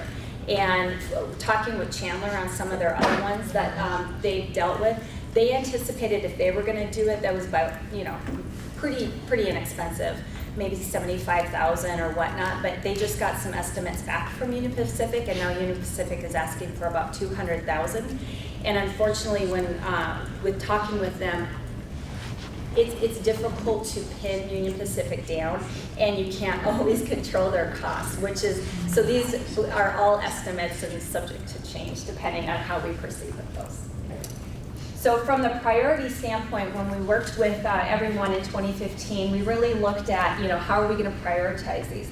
Western Canal pedestrian crossing, we were having a lot of issues with individuals utilizing that crossing. There was a high safety standpoint, a safety issue on that, and also from a community livability to be able to use the trail system effectively.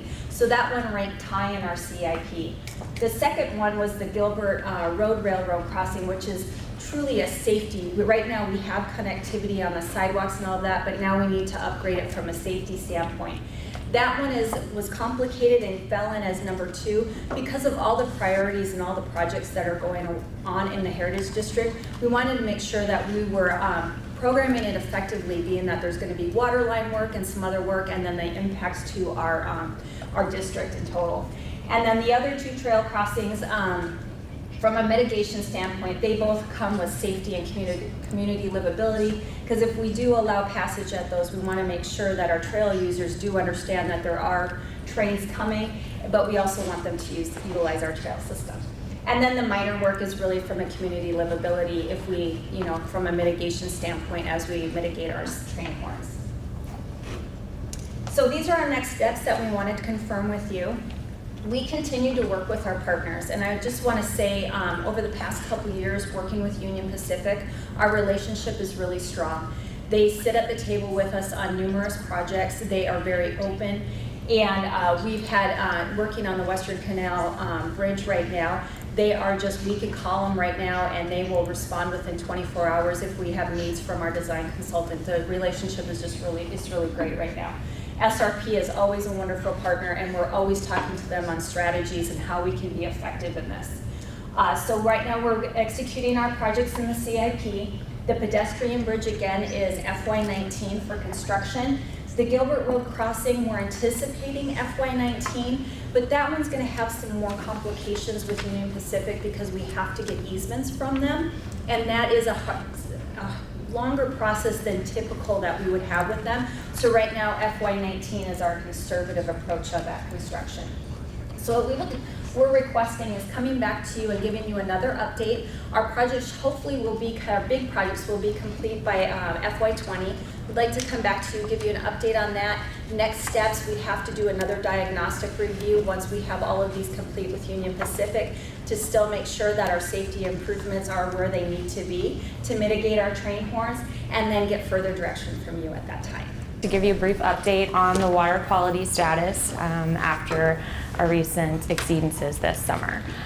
So the agenda for today, I'm going to tell you a little bit about the water supply that was impacted, the regulations that we follow, kind of some of the sampling and analysis that our water quality group does, what the compounds of concern that we had the exceedances are, and then our short and long-term plans for getting back into compliance, and then further down the road to make sure we stay in compliance. So to talk about a little bit about the water supply, it's our North Water Treatment Plant, Zone 1, which is our SRP system. And so this is just a high-level overview of what the SRP system is.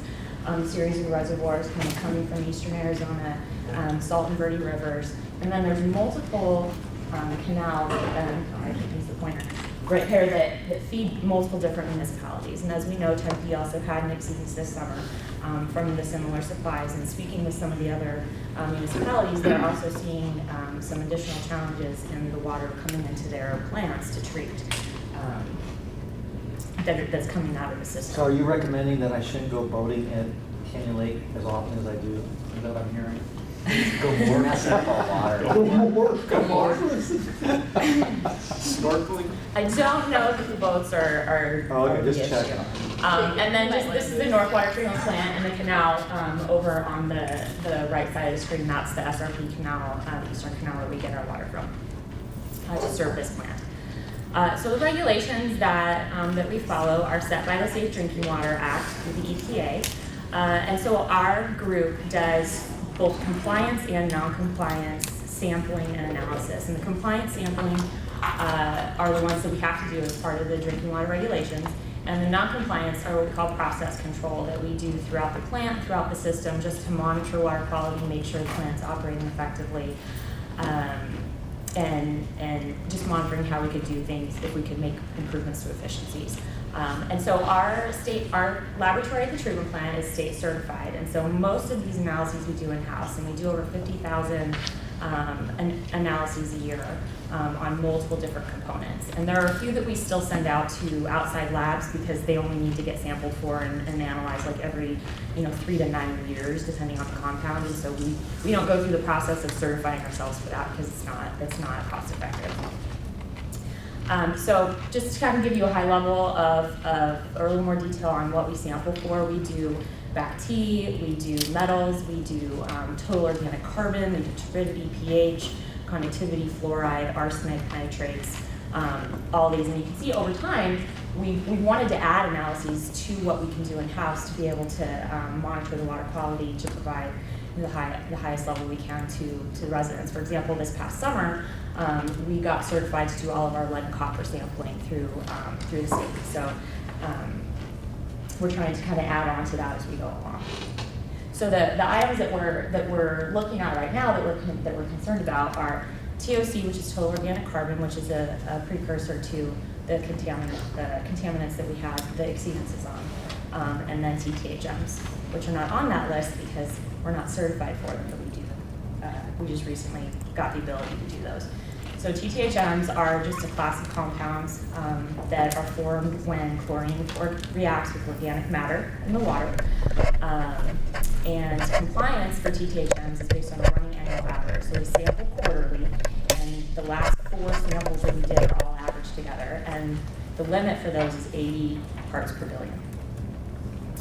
So, as I mentioned, you add chlorine to the water, it reacts with organic carbon, and it forms a TTHM. It's called a disinfection byproduct. So we add chlorine to the water to protect against bacterial growth, but in the process we form other compounds that are also regulated. So in April and July we had exceedances of these compounds. Based on our running annual average, we were at 82 and 84 parts per billion, which is just over the 80 parts per billion average. So what this means is that we had to do public notification. We sent out letters to the residents and businesses that were affected, which is Zone 1, the kind of grayed out area here, everything west of the Eastern Canal. And we also did social media outreach for on Facebook and Twitter and Nextdoor. And kind of to put it in perspective, we had the first one we did from the April exceedance. We got about 100 phone calls and emails from our customer service reps and into our water quality line. And with the second one, we only got about 20. So I think with the first round, people really got their questions answered. And so when we did the second notification, the response, and I know on social media it was much, much lower too. The first one was a little bit higher, and then the second one, I think people were distracted with the left turn arrow conversion. Like they just didn't. They were more concerned about that than about their water quality, which,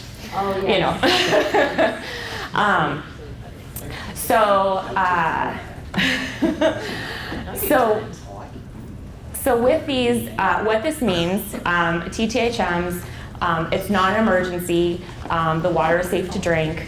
People that drink water that contain these elevated levels of TTHMs over their entire lifetime are potentially at an increased risk of getting cancer. But AZ Central did a really great article where they interviewed Dr. Paul Westerhoff of ASU, and a lot of his comments centered around the fact that he doesn't believe that residents need to be concerned about this, that there's little evidence to show that these chemicals actually cause cancer, and that you're using chlorine to disinfect the water against bacteria that could make you sick tomorrow, and in exchange you're having these elevated levels of certain things that may over an entire lifetime put you at an increased risk of illness. So what's being done right now, or what we did immediately following finding out about the exceedance, was multiple different operational changes, using groundwater to blend surface water. Groundwater has much, much lower organic carbon levels, so you don't get the TTHM formation when you add chlorine to it. We've been doing some flushing in some high water age areas to freshen the water up in those areas, because water age has an impact on the levels of these compounds as well. Making some adjustments at the water plant. One thing we can do at our water plants is we have ozone that we can treat that can destroy the organic material in the treatment process. However, not to get too technical, but when you add ozone and destroy the organics, you also then form another regulated compound called bromate. So we can only feed so much ozone to destroy the organic material without violating the bromate level. So we kind of have to keep that in check and balance that out. We made some operational changes at our reservoir sites to increase improve the water age through our reservoirs as well. And then one thing that we've been able to do that we're really excited about is do additional monitoring and testing of our TTHMs in the system. We purchased equipment, it's called a GCMS, so we can do in-house analyses of the TTHMs. We're not certified for it, but we can do those process control things, and that way we can check all the changes as we're making them and get the results back quickly. If we send it out to a lab, sometimes it would take a week or longer to get the results, and then it's not really useful anymore. But these days, they're cranking those things out every single day. We can run it and get the results in just a few hours. So it's really helped us be responsive to making additional changes to get ourselves back in compliance. And in case anybody's interested, based on where we're at right now, we have to do our next compliance sample in October, but all the levels look really good right now. We're running around 60, which will bring our average way back down, but that's assuming that our incoming source water quality doesn't change significantly again between now and then, which I'll get into because it can and probably will. So what we're doing, kind of short-term planning, is doing this additional water quality monitoring to evaluate all the different changes that we're making at the treatment plants and in our distribution system. We are doing some different pilot testing at the treatment plants to optimize and modify our chemical feeds to reduce organics further and kind of find the right combination of chemical levels of treatment to improve that removal. Doing a distribution system review with a modeler. We have an engineering modeler that was hired this past year that's been amazing support for us to do water quality modeling and say, okay, if we change this, then what's it gonna, how's it gonna affect how the water flows through the system, so that we can, change valves and just direct water different places to keep it moving and fresh. And then stakeholder outreach. So we had a meeting with SRP because that's the water supply that we are using that's causing us some of these challenges is through the SRP system. They basically are seeing elevated levels of organics and turbidity, which is kind of the cloudiness of the water, the dirt in the water. They're about 30% higher than they've been historically, and they don't expect that to improve anytime soon. So they're basically telling us this is kind of, we need to learn how to operate at the new norm of these increased level of dirtiness of the water that we're getting, and be able to treat it, to a high, more treatment for the same water quality coming out. And a lot of that has to do primarily with the watershed itself. They're having, when you have snowpack that melts and runs off in all of these fire damaged areas, it just creates dirtier water that goes into the reservoirs and through the canal system. So until the actual watershed health improves, the water quality that we're seeing is not going to get any better, and it may get worse if there's continued fires and kind of the variability in rain and snowpack that we've been seeing. So long term, what our goals are is to continue doing the monitoring that we've been doing. Still contemplating getting certified to do these all in-house, but right now we still have to send out to compliance labs for our quarterly sampling. We're doing some additional small-scale treatment pilots and operational changes at the water plant based on some of the testing we're doing right now.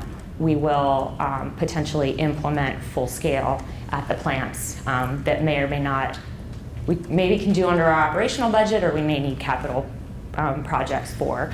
Some other things that we will definitely be bringing forward as capital projects to help remove the TTHMs from the water once they've been formed at the plants. And then additional distribution system modifications. And ongoing meetings with SRP and other stakeholders and water users in the valley, just to see, what other options we have for improving the water quality in the SRP system that's coming to us, because we're all facing these challenges. So Thank you, John Kennedy with the Parks and Recreation Department. I don't think I was chosen because I'm the shadiest character, but I don't know, we'll see. So here to talk to you about shade. Shade is a priority in our department, and we're looking for ways to increase that throughout our park system. And just wanted to discuss with you, we have some funds available, and just want to discuss with you what our priorities are to utilize those funds to increase shade in our park system. So our ask is to get some feedback and look for confirmation on what these priorities are. So we look at the shade in our park system really in two different types. One, fixed structures, and then another one, trees. And then in fixed structures, we break that down further into playgrounds and then gathering spaces that we've identified. So currently we have 24 playgrounds. 11 of those are shaded, so about 46% of our playgrounds are currently shaded. We've identified 75 gathering spaces. Gathering spaces are areas like you see in the picture, ramadas, areas where there's picnic tables, sports field viewing areas, bleachers, things of that sort. So we have about 75 gathering spaces we've identified, with 55 of those currently being shaded, so about 73% shaded. For trees, we look at about the 500 acres that we currently have of developed parks that excludes the riparian. We have about 10,000 trees in those 500 acres, which is 20 trees per acre. There's really not a national standard that we go by, but we've developed this as a baseline for our needs so we can measure our success. That's where the 20 trees per acre comes in. So our priorities, we currently have 2 playgrounds that are getting ready to be installed. Those will be installed with shade structures. And we also have enough funding in this fiscal year to do 8 to 10 more playgrounds, existing playgrounds, where we'll add shade to those. After that, our next priority would be gathering spaces. And then when it comes to trees, our priority is to fill in existing gaps. So any areas that we've lost trees due to storms, disease, trees that had to come out, that's the first area. And then the other area, a priority for tree planting, is adjacent to other existing gathering spaces. So that was pretty quick. Yep. Okay. All right, Gilbert Regional Park. You all ready? Let's do it. So we're going to talk about 3 things now. We already talked about shade, but the park's needs analysis. I just want to go over, remind council about what the parks master plan says about our parks needs and service level. And then that includes also a little bit about what goes in those parks, because there's been, it's not just the acreage, it's also the amenity list. And then I'll talk a little bit about the sports field assessment to kind of remind everybody about how that sports field assessment is kind of driving some of our decision making. And then we're going to have a high-level funding discussion about the park delivery system. And I have some helpers that are going to help me. So John already helped. Kelly's here for all the hard questions, and Mary's going to talk about the land sale. Okay. All right, good. So let's talk about the park needs analysis. This is kind of an interesting graph. And so the Parks Master Plan says that we want to deliver about 1,070 acres at build out.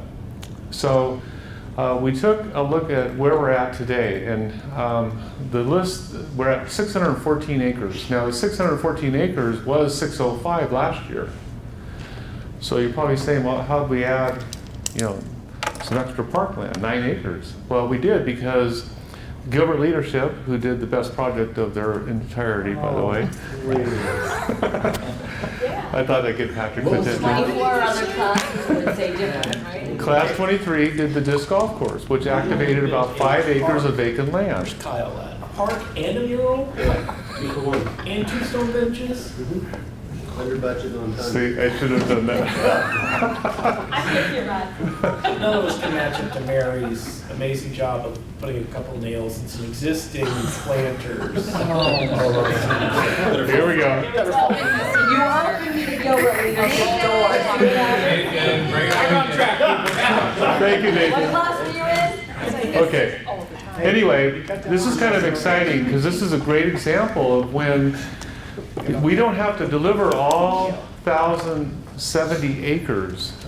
We added 9 acres by activating the disc golf area at Freestone, that was 5 acres, and the Crossroads miniature golf course is 4 acres. So at no cost to us, we activated 9 more acres. And so that's the kind of stuff that we are also looking for. Of the 1,070 acres, we are reserving 48 acres for P3s, public-private partnerships. Okay, and that's going to be something that's going to be throughout our build-out, is we have those set aside. There's 30 at regional, and the other 17 are spread throughout that were reserved, and we'll be able to develop those hopefully at some point using the system we've done for Castle Golf and Arizona Ice. So right now we're at 57% delivery.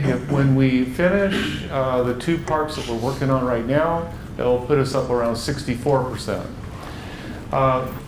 However, the population is at 77% of build out. So you can see that we're lagging a little bit, but with the new parks coming online and as we get towards build out, we can work towards that particular goal. And remember, in the Parks Master Plan, it's only a goal. It's a guideline, but that's what we're trying to strive for.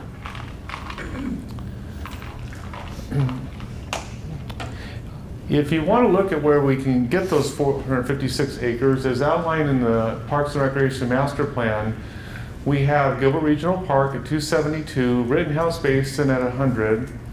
The Greenfield Plant Buffer Area is about 80 acres, but to meet our mix, we only need about 18. And from that area, Freestone Park, we have 27 acres left. Nichols Park, 11, LA District Park, 8, that's that little piece of land outside, and then Crossroads, 20 more acres across the street. These are all outlined in the master plan as remaining properties. As you know, some properties have already been released by council as surplus land, and so those are already taken out of our mix. So this is how we could deliver the 1,070 acres, okay, at these locations. A little bit about the amenities. We have been very intentional since even when they did the Parks, Recreation and Trails Master Plan in 14, as early as 12 and 13, they were collecting data and information from the community. And then in 14, they did a telephone survey that was statistically valid, and then a sports field needs assessment to find out actually what the sports field needs were in the community at build out, now and at build out. And then during the regional park outreach, we did key interviews with a lot of the people in the room here, and workshop, design charrettes involving the community, focus groups, and internet-based comments. I mean, we have done a lot of research to try to find out what the community would support and wants in their park system, so they'll be highly utilized and optimized. The top amenities and all input methods, and this is consistent throughout. There was a scoring, a big matrix you may have saw in some of the stuff we presented over the last year and a half. And these are, in order, what people said that they would like to see in our parks. And of course, multi-use trails, the national trend is for passive recreation. I want to do my thing when I want to do it, and my own time, my own terms, and I don't want a program leader or stuff like that. So that's sort of the national trend. And so multi-use trails fits nicely into that. The trend has been multi-use trails that are actually prescriptive a little bit in terms of I can run my 10K right here, and here's the path. And so that's been a more recent trend. Sports fields, we know what kind of sports fields we want in our community, so we're going to talk about that some more. A recreation center, the master plan calls for one more recreation center in our community. Through our outreach, recreation center got high marks. Picnic ramadas, fishing lakes, aquatic center, amphitheater. There is an amphitheater at the regional park that we hope will bring in wedding revenue. We don't have that now, but that is a big moneymaker. It's rented every single weekend when the weather's nice, and we can command $1,000 easily. So that's something we're looking at for a regional park. To have that great experience for our community members outside. More playgrounds, splash pads. It's calling for 2 more splash pads. One of those splash pads will be delivered by the private sector in Crossroads Park, the miniature golf course. So now, we have 1 more to deliver according to the master plan. And then open areas and nature areas, similar to the riparian preserve. And those are the top 10. There's plenty more. There's dog parks, there's even a drone course, and stuff like that. But these are the top amenities that we've heard consistently throughout, and you can see all the data to support it. You're so nice to answer. All right. He's pretty patient. Keep throwing stuff at him. So land options. As Rod mentioned on one of the prior slides, you saw that there's a range of what we might expect to receive from sale of 3 owned town parcels that we acquired in 2009. So what we're going to do today is just walk through a review of the prior process, some options considerations, and then have some discussion and get some direction from you all on how we're moving forward. So just as a reminder, we've got 3 parcels total. There are 2 on Germain and Greenfield that equate to about 58 acres. One that's about 38 acres that's zoned SF8. One that's about 20 acres that's on the corner that's zoned shopping center commercial. And then we have about 80 acres on Chandler Heights and Greenfield to the south. That is also zoned SF8, the entirety of the property is. So as I mentioned, we acquired those properties in 2009. We also went back out to the voters in 2016 and received authorization from them, an overwhelming vote to authorize us to sell of those parcels to use the proceeds to help fund the regional park. So as you all know, we went out to the auction for the 38 acres on the SF8 portion of the Greenfield and Germain parcel in May, for which Rod served as our auctioneer. That's not why it didn't sell. That's not why. Dana and I were ready with the John Michael Montgomery song to celebrate you with, but we'll save it. We'll keep it on ice. But Kyle was also integral to that entire planning process, as well as Linda Edwards. So he's been right there with me getting feedback from developers and brokers on the process as well.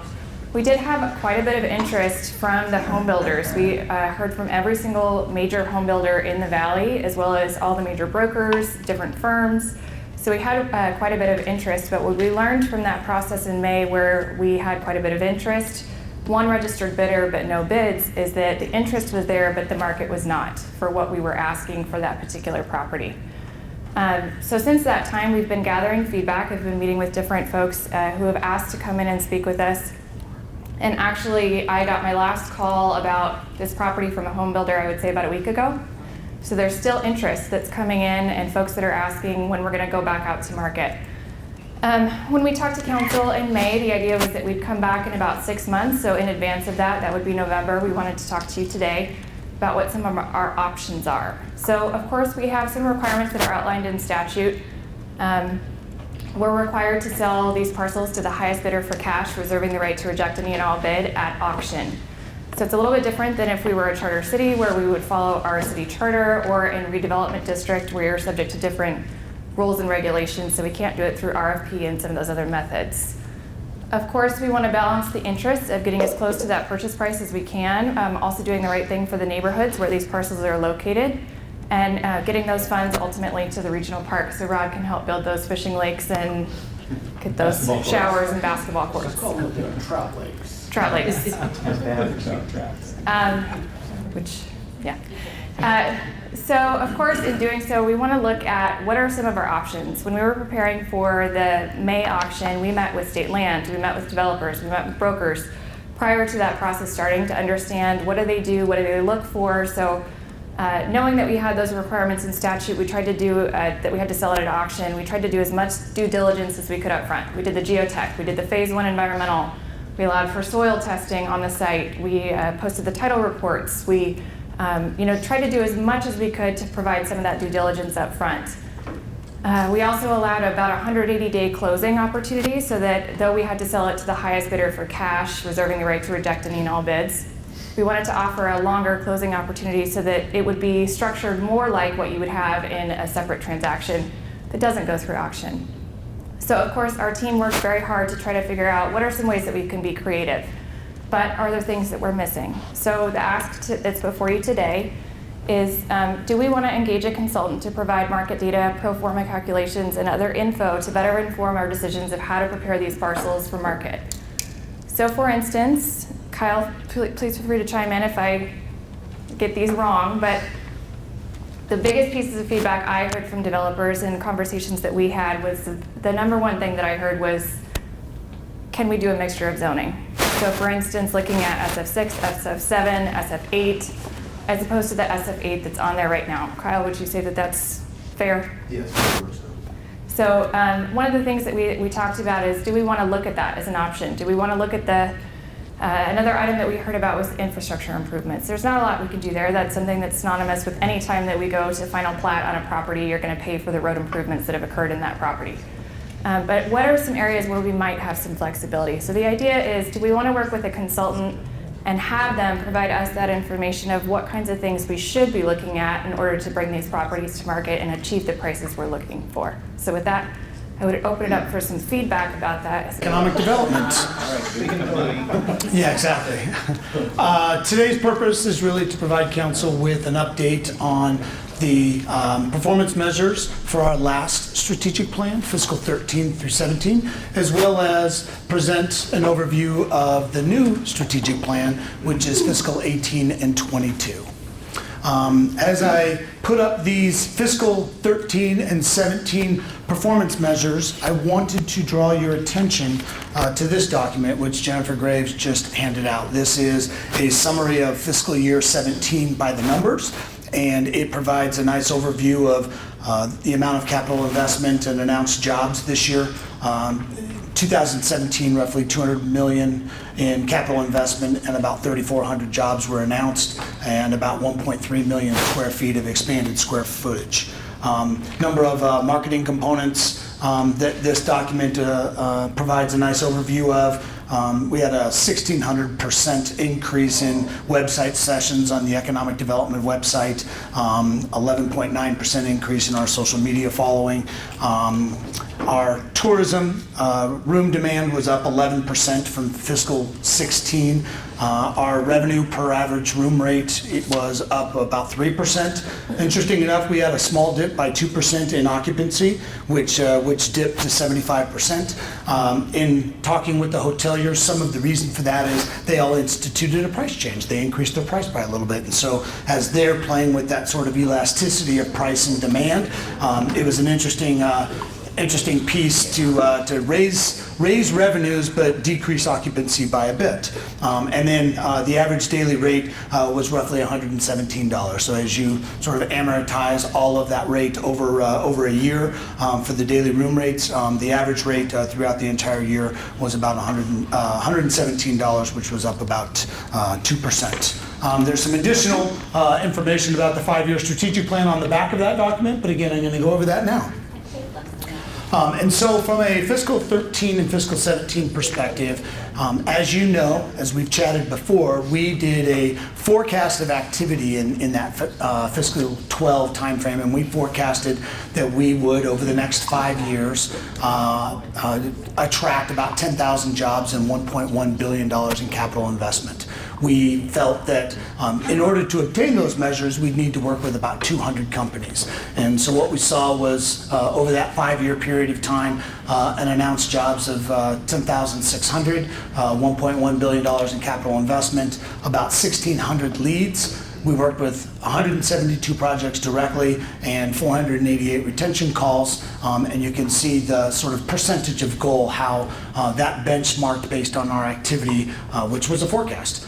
All of that culminated in about 6.7 million new or expanded square footage over a 5-year period of time.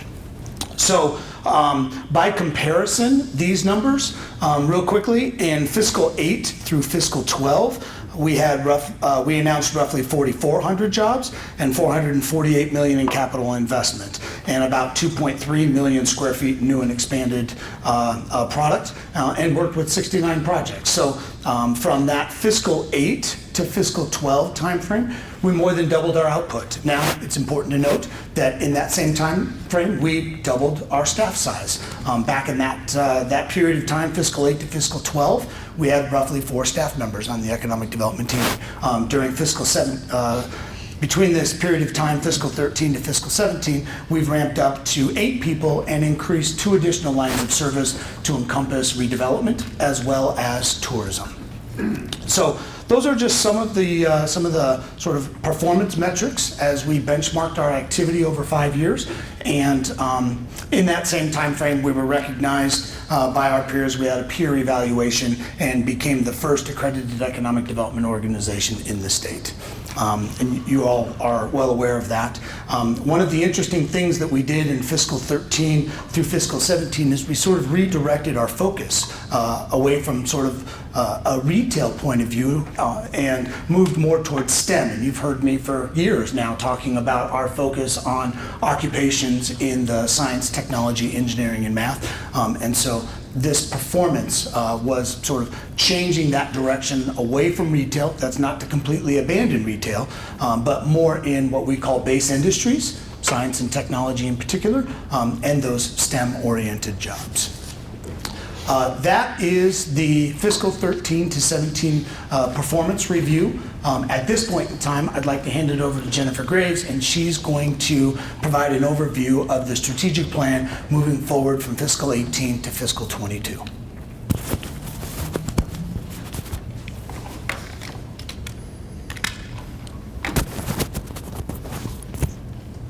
Just one. Yeah. It's a hot mic, so no fun. I play you some music, but it has a tendency to start back up on its own. Jennifer can't dance anyways. While she's getting started, I had a question. Since we were talking about highways and bridges, could we just have the whole town build the bridge? Pull together?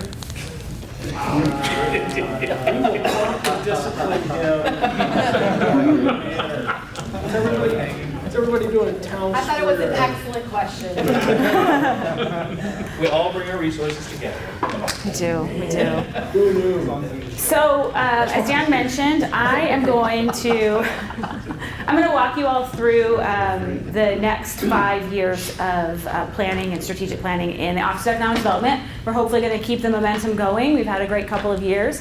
And we're really excited about that. So what you see up here on the slide is the planning goals that were outlined in the RFP. This was a competitive RFP process. Through that process and working with economic development folks and a former council member, Ben Cooper, and evaluating all of the RFPs that came in, we selected a company called Gruen & Gruen Associates. One of their specialties, and I've worked with them when I was in Scottsdale, so I'm familiar with their work as well, and they really, they're economists that really specialize in economic condition evaluation and land use planning. And so that was a perspective that they brought to the table for us, particularly as Gilbert continues to grow land use. We have a lot of available property. Our industries have been changing quite a bit over the last couple of years, and they brought a really nice perspective to the process. And so the strategic plan was meant to focus on these 6 main areas, particularly around economic viability, building on our existing healthcare, aerospace, information communication technology industries, identifying new business sectors or clusters if they exist for us to go after, developing that strategy that really focuses on overall job growth for the community, determining the opportunities for Gilbert to assist with workforce development with our partners like the Chamber and other groups that are really involved in what that workforce is doing out there and how we're helping them, and then also integrating redevelopment and tourism line of service into the overall OED strategic plan. As you heard, Dan mentioned, we didn't have redevelopment and tourism when we developed the last strategic plan, so we want to make sure that that's all incorporated into one plan. One of the key components of the strategic plan is an economic base report, and that's definitely a critical piece of the process. Gruen & Gruen did an extensive analysis of the community. The full base report really includes information about demographics, industry trends, real estate trends. It's a lengthy document. What I've pulled out here is just one piece of information that I think really speaks to why we're focused on what we're focused on. And so this information comes from the MAG trip reduction survey. So whenever anybody says, hey guys, make sure you do that trip reduction survey, it's super important because we actually use this information to track what's going on. Private businesses feed into this report and love the trip reduction survey. So this information is from there, and what you see on the screen is in the green, these are individuals by occupation type living in Gilbert and working outside of Gilbert. The blue is living in Gilbert and working in Gilbert, and the orange is working in Gilbert but living outside of the community. from this chart, you can see we are exporting a lot of employees to other places every day. This chart, and what we find is those major destinations are Chandler, Tempe, and Phoenix. There are different sources of this type of data. I like to call this kind of data the where you live and where you work data, kind of the holy grail of workforce data. It's difficult to get, not a lot of people track it. That's why the trip reduction survey is super important, because this really starts to tell you your story of what kinds of people live in your community, but then where are they going to work? What you see highlighted here in yellow, engineering, research, design, business, financial, professional, and technical support. These are those more STEM and STEM-related occupations that Gilbert's really interested in attracting industries that can support these occupations. So that green line, reversing it a little bit more and getting that more towards the orange line. More people who live in Gilbert already who have experience in those areas working in our community because we're able to provide them with companies that they can work at, that they have those jobs. And so that type of information feeds into the identification of some targeted industries.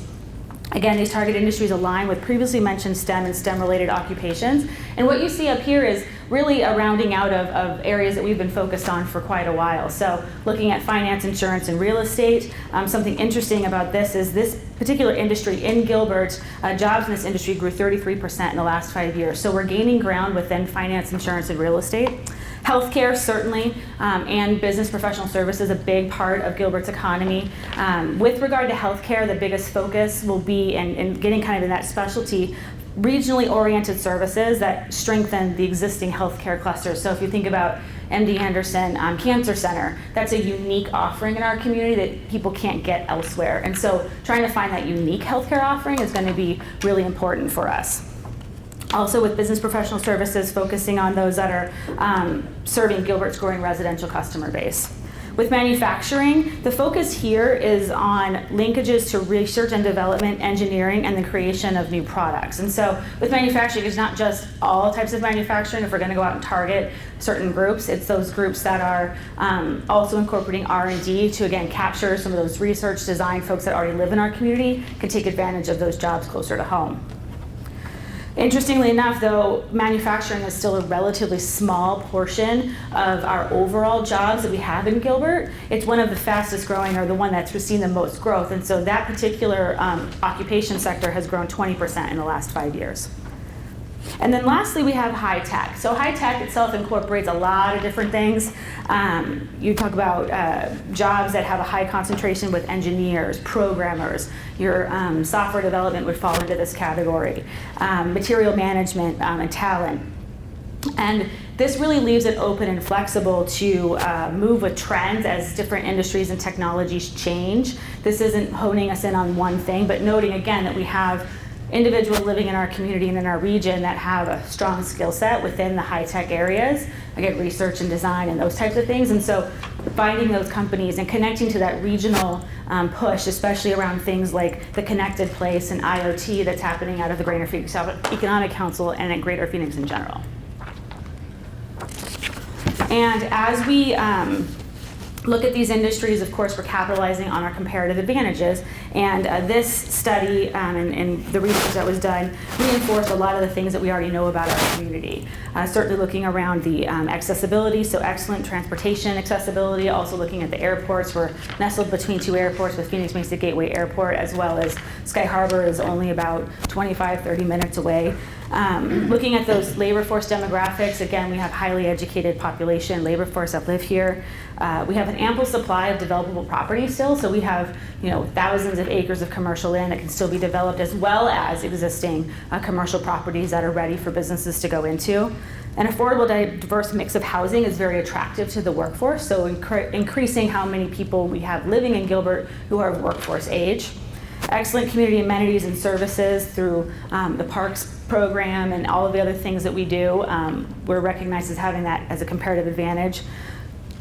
A growing entertainment and retail base. The Heritage District was specifically called out as being something that's very attractive for businesses. We receive a lot of inquiry from businesses specifically wanting to locate within our Heritage District, and as well as some of our other entertainment areas. And then the growing resident population, again, just serving, continuing to be an attractive place to live is a strength for us because we, again, continue to attract that workforce. And labor force is probably one of the top factors when it comes to making a location decision. So the strategic plan itself is focused on 3 main goals that are achieved through all of our lines of service. Again, business attraction, retention expansion, redevelopment, and tourism. Those 3 main goals are focused on strengthening Gilbert's economic base, enhancing the selection of retail, restaurant, recreational, cultural, and quality of life amenities, so basically everything that's fun to do in the community and everything that really drives a lot of revenue for our community, as well as then, of course, increasing general fund revenue. And then those 3 main goals are guided by 7 key objectives. And these objectives really center, and you can see them here on the screen, but identifying and supporting the policies and actions that help beneficial businesses thrive. So as we talk about and think about, what's our approach to potentially, taxes, or what's our approach to development services? What are those policies that are really going to help our businesses thrive? That's what this is really talking about. Obviously, facilitating the retention expansion of businesses that derive those competitive advantages, so back to those targeted industries. Encouraging and actively identifying developments. So again, focusing on places like Riviera Lawn, Park Lucero, working with the development community to build spec space and create that inventory for us that makes us very attractive. Encouraging that strong connection between the types of jobs and the skills of the resident base. So back to that original slide with the chart, we know what type of people live here. Let's try to work on attracting the jobs that help those individuals work closer to home. Bringing investment to the Heritage District to fulfill the overall vision of creating a popular place to work, gather, dine, shop, relax, and live, as well as positioning the district to attract a distinct mix of retail, and restaurant, and all of the other amenities that make it a regional draw. Again, those are aligned with redevelopment as well as a little bit with tourism. And then lastly, we incorporated the tourism from the tourism strategic plan that was completed last year, a key objective around tourism to build awareness of and capacity for Gilbert as a tourism destination.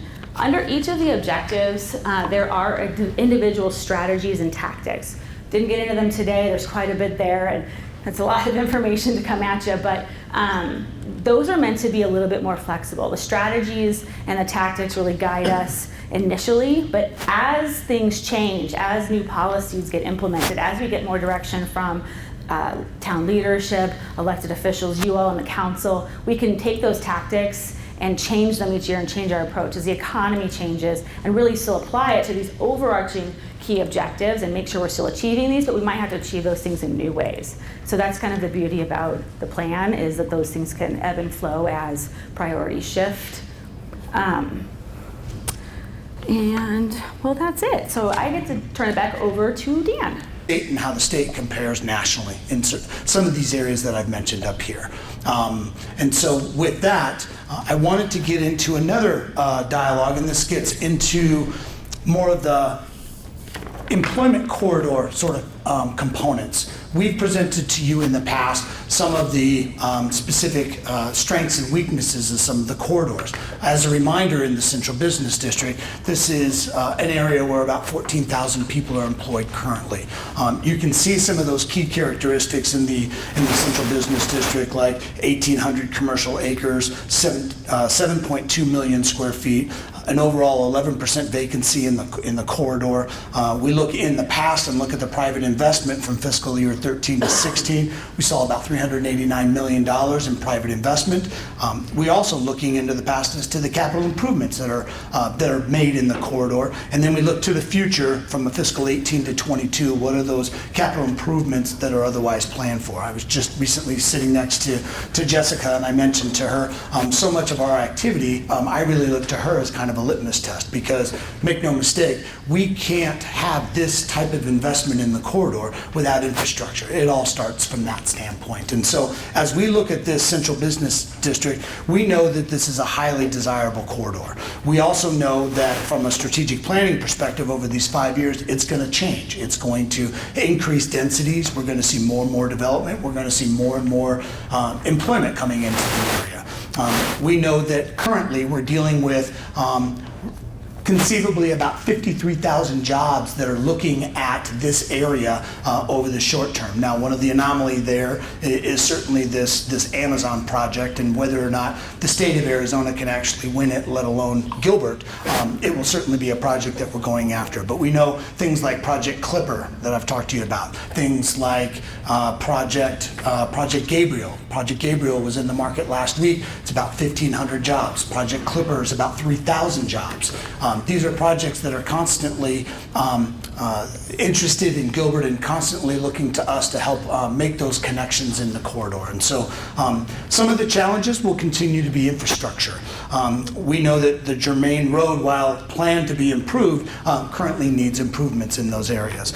We've also heard from a number of different high-level power consumption users that if continued power users come into that area, that it's going to be somewhat deficient in power. And is that a role for policy, for example, to come into this specific corridor and work with the business community, work with our partner in Salt River Project, and perhaps help solve for or develop policy around adding power into this area? Just some of the high-level things that we're looking at from the Central Business District perspective. Moving from west to east, going over into our Gateway Employment Corridor. This is an area that employs about 3,000 people, about 1,200 commercial corridors, about 2.8 million square feet. It has a really low vacancy, 9% vacancy.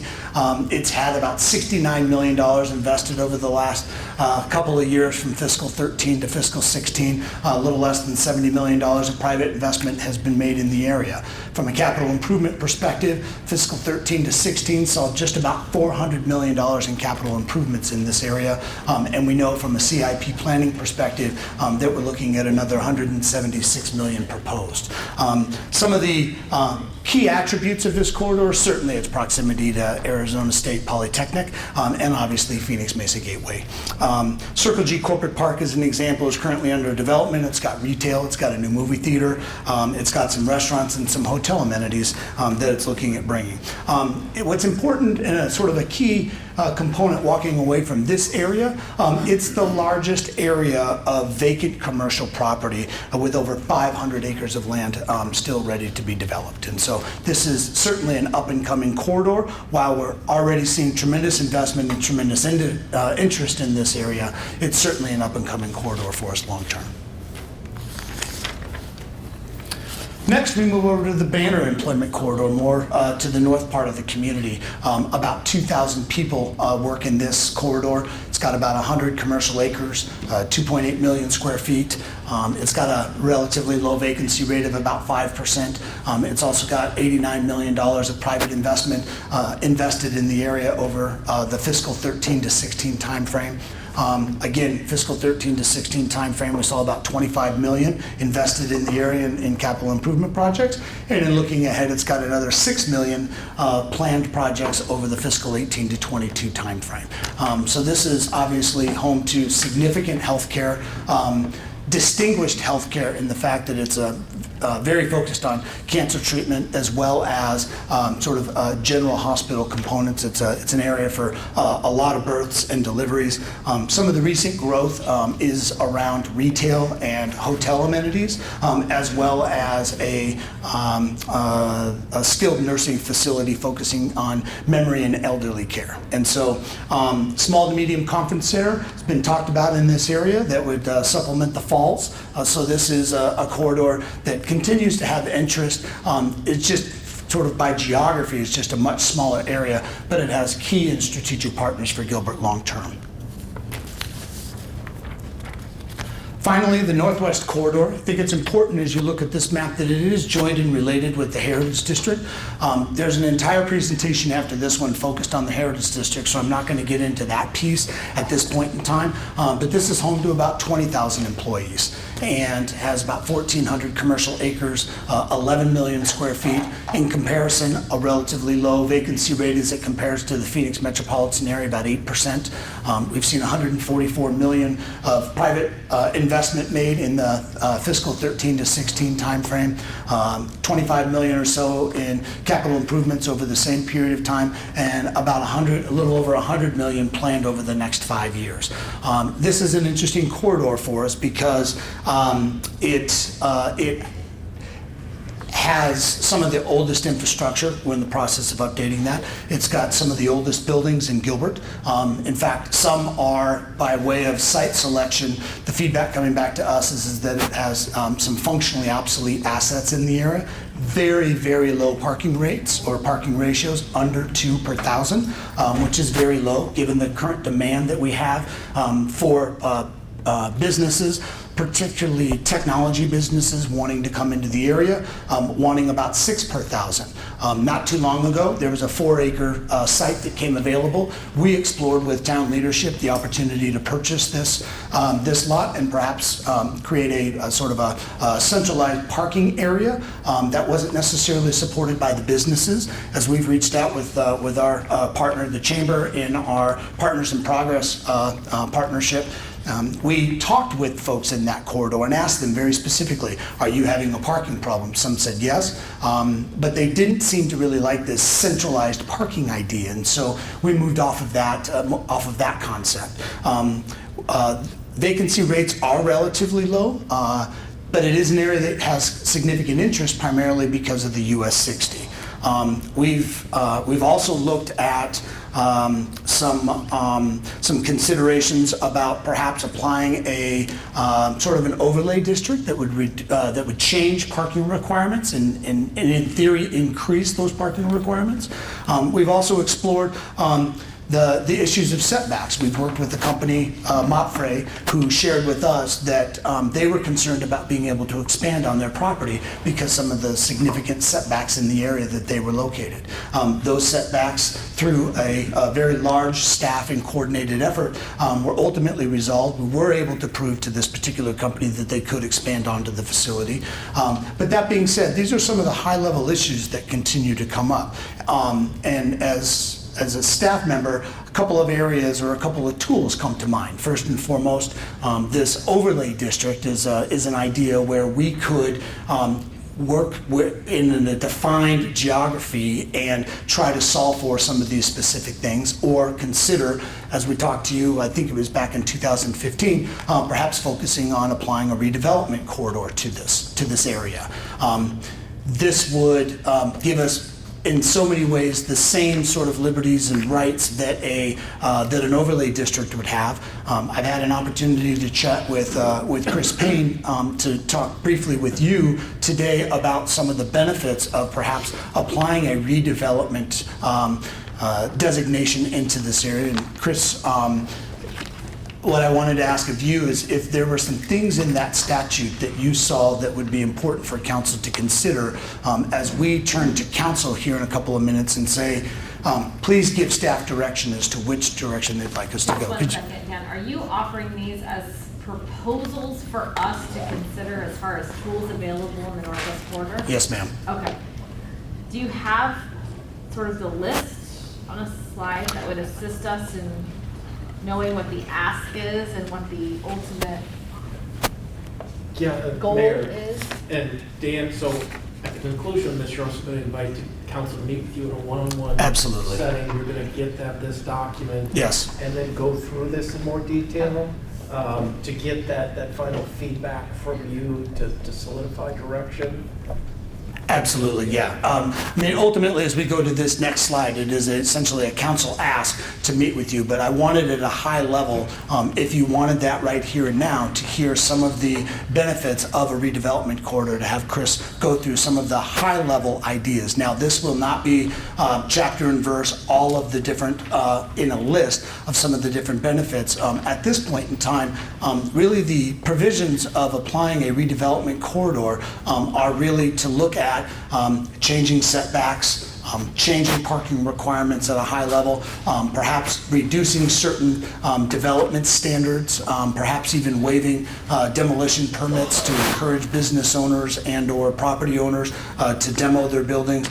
There were just a couple of others. Chris, I don't know. Just before, the reason I'm sorry to keep interrupting, Chris, is because I feel like what you're saying is you already know a lot of the pros and cons to a redevelopment area overlay essentially on this corridor, but I'm not sure that we've been presented with that type of information in order to be able to make an educated decision on that. So I would suggest that you proceed with one-on-ones and have that dialogue with council in that type of setting where that information can be communicated and there can be some added dialogue. 'Cause Sure. I'm looking at both the time you Yes. say, but also some of the other things we still need to get to, and I'm not sure we're going to be able to intelligently answer that question. I don't think I agree with you. Yeah. So the opportunity to meet with you one-on-one, go through some of those pros and cons, start talking with you about some of the thoughts that have come from reading the statutory requirements of establishing a redevelopment corridor.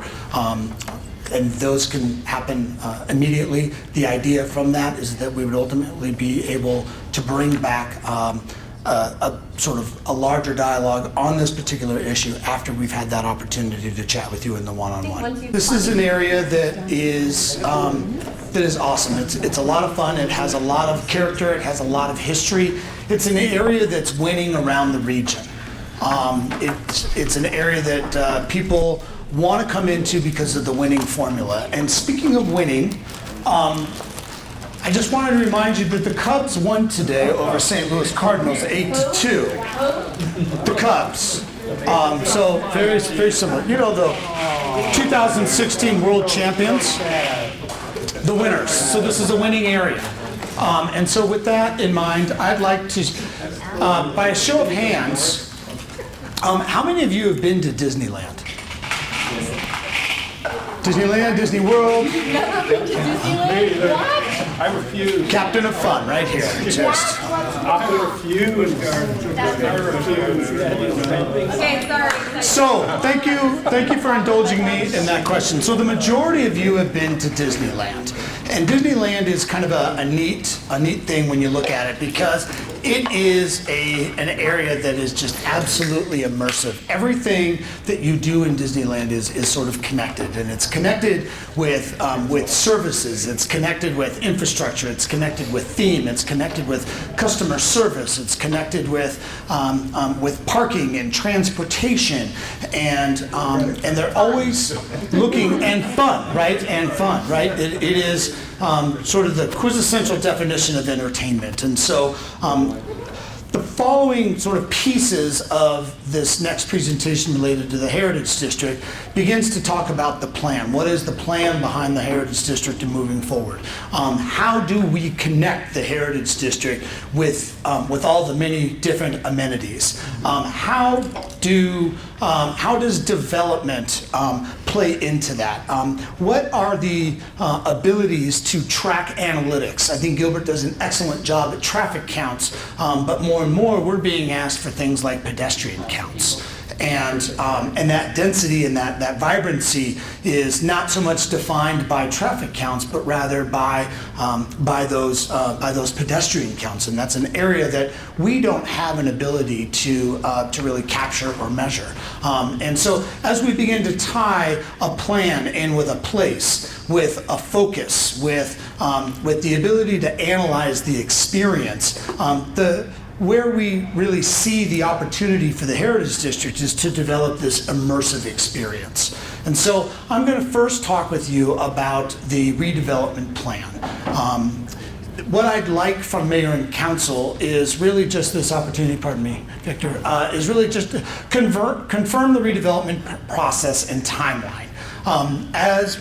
Going back in history, as most of you are aware, we adopted our very first Heritage District plan or redevelopment plan in 1991. We then adopted the second plan in 2000. in 2001. We then, in 2008, made some very minor textural changes to the plan, and then ultimately fast forward to today, 2018, where we are looking to study the area, confirm some of the goals and the objectives that have been in the definition of the Heritage District and the redevelopment plan for the better part of multiple decades. What I love about the Heritage District and the redevelopment plan is 5 goals, 23 objectives still remain constant. They are the goals and the objectives that seem to carry forward from 1991 to 2001 to 2008 and even into today. And so part of this effort to engage a consultant and engage this consultant to help us draft a redevelopment plan will be confirmation of the goals and objectives that we hold true in the Heritage District. This 2018 rewrite of the Heritage District Plan has undergone tremendous outreach and engagement. Now, outreach and engagement is never enough, but since 2015, we have been engaging the public in a series of questionnaires, surveys, not statistically valid like the park plan, but we've had over 4,000 people respond with what they like about the Heritage District and what they don't like about the Heritage District. We've had a number of merchant meetings facilitated and led by the merchants, by various elected officials, and certainly our partner in the chamber. We have asked consultants to come in and look at the Heritage District Plan and make some suggestions as it relates to traffic and traffic flow and traffic engineering and parking and the assumptions regarding the real estate and how they're zoned in the Heritage District. I will tell you this, that we are absolutely committed to public outreach and public input and have been doing so for this very plan since 2015. So the better part of 2.5 years, we've been engaging our constituents, our stakeholders, our merchants, our businesses. And what I'd like to share with you now is sort of the process that we've undergone to get us to this point. In May of 2017, we released an RFP that said we have to, by statutory requirement, update our redevelopment plan. We then formed a selection committee in the same month that we released the RFP, and then we sought submissions for that RFP. We received those in June, and in August, we had consultant interviews with those respondents. We had an opportunity for each. Patrick, can you hand down your glasses? I know. Would you like my glasses? Am I squinting a lot? Yeah. I actually have them right over there, so it's really good that they're here, they're in the room. I look It's a vanity plate, just like Patrick, I agree, but yes. You look so mad at your own slides. It's squinting? So much better. I hate wearing my glasses. I hate wearing my glasses. Thank you, Mayor. Thank you. Glare at your own slides. I'm just sitting there going like this, I'm trying to read it. Have I turned 40? Yeah. Oh, yeah. Okay. Yeah. You can't ask that. Yeah. HR. Yes. And it's not close, it's far, right? Okay, Like this. sorry, And so, interrupted. thank you. You're on a roll. Sorry, yeah, protective class, yeah. So in August, the panel reviewed, well, I should say in the month of July, the panel reviewed the submissions, and we met in August to interview those consultants. We went through a number of interviews and ultimately have made some conclusions that we will be making a recommendation to council just next week on an approval and an adoption of a consultant. What this plan looked to do is it really took two pieces. It took the scope of work related to the redevelopment plan, and how I characterize this is the dotted line, the borders, if you will, of the Heritage District, sort of the north, south, east, and west borders. The scope of the redevelopment plan seeks to really look at those borders and assess the boundaries, the areas of focus, the capital improvement projects, the placemaking strategies, the design guidelines, the land development code, the powers and duties of the redevelopment commission, and ultimately and implementation plan. So the scope of work for the redevelopment plan is within the boundaries, if you will, of the Heritage District. Now the master plan is a bolt-on component, or a second phase, if you will, of the redevelopment plan. And this does something that we've never really done, and that is assess all of the properties highlighted in blue here within the borders. All of the properties that we own, particularly Gilbert, and begin to come up for council with a sort of long range plan for the properties and how which to develop them. We want to share with you sort of 3D modeling on how these properties will develop, and how they will meet the 55-foot guidelines or less, perhaps maybe even more. We will be looking at the commercial housing and mixed-use components of the property that we own. We'll be thinking about the open space relationships that are within those boundaries, and then really looking at densities and really understanding as we develop and build out to the Heritage Village Center zoning category and to the redevelopment plan, what does this look like long-term? So sort of one plan, one effort, two focus areas. The next steps, again, this entire process will be facilitated with public outreach and public input throughout the entire process. But making an assumption that mayor and council approve the recommendation of the committee for a consultant, we begin the planning process starting next week. And then we work with the consultant through public engagement, through public outreach, to ultimately lead to a draft document that we are anticipating would be delivered to the community in and around that April timeframe. And then from that, we would immediately bring that information to the Redevelopment Commission in the month of April and the month of May. And again, there's public engagement, public involvement going on the entire time. We would then work with mayor and council towards final revisions of that draft document, and then ultimately seek through and after public input and engagement a council review and adoption after the retreat next year. So around this time next year, we would be bringing to you in a format similar or like this, an opportunity to review that and go into the document. This is, of course, after we've met with you individually multiple times. We've met with the community. We've had our public outreach. We've had our public input. We've had the Redevelopment Commission chime in on this. And so that's kind of the timeline as it relates to the next steps from your ultimate approval of a consultant in a week. Any questions as it relates to that? Can you go back to scope of work slide? I think it was your second one. No, I'm sorry, yeah. Okay, the one thing I don't necessarily see on here about could be considered part of design guidelines, but we've talked about it before, and that's the residential guidelines. Is that incorporated as part of this plan? So that's an excellent question, Mayor, and the answer is yes. Yes, it would. And in fact, this very next Redevelopment Commission, we will be seeking redevelopment's recommendations on some of the discussions that Doralise has been initiating and spearheading. She's been working with staff for months, and we've got some ideas based on her input and some of the input from staff, from planning, et cetera, to take into consideration some of those pieces that she's brought to our attention, which we think are excellent. I think she's spot on with identifying some of those things that she wants to accomplish with her property, but that we currently can't do because of the way certain codes are written.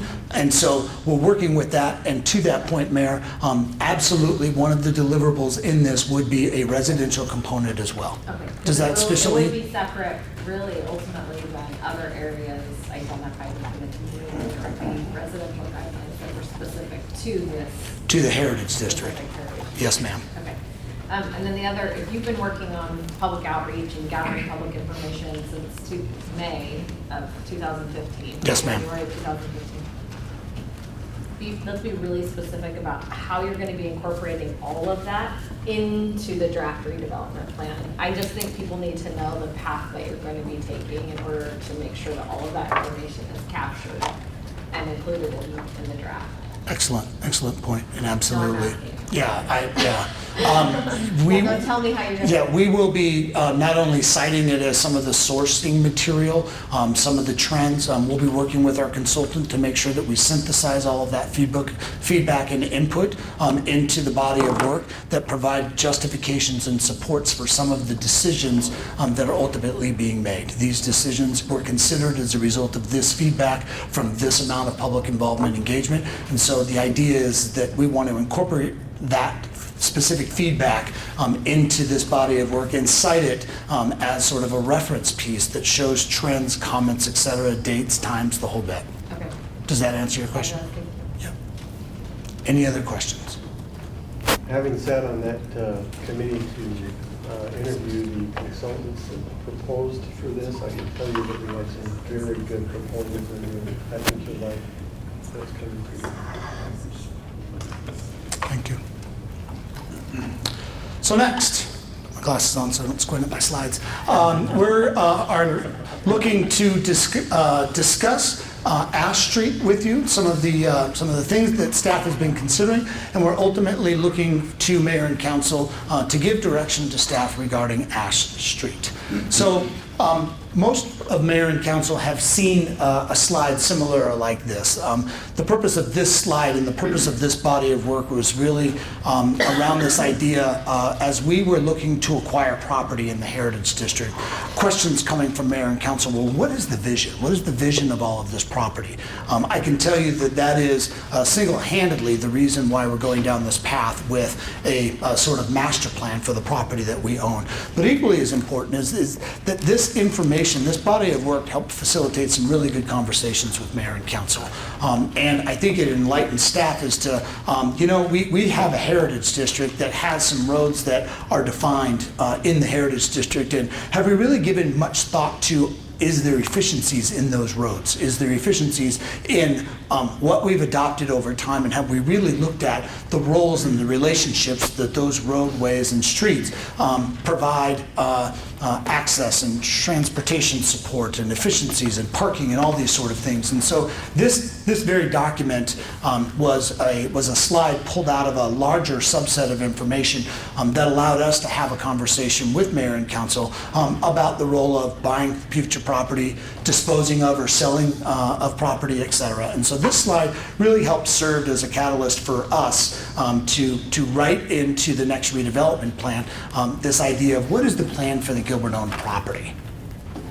And with that came some renderings that if you were to think about some of those roads, how might other parcels of land that you didn't necessarily think even existed because they were large lots and otherwise surface parking lot at the moment, how might they come into play with future development?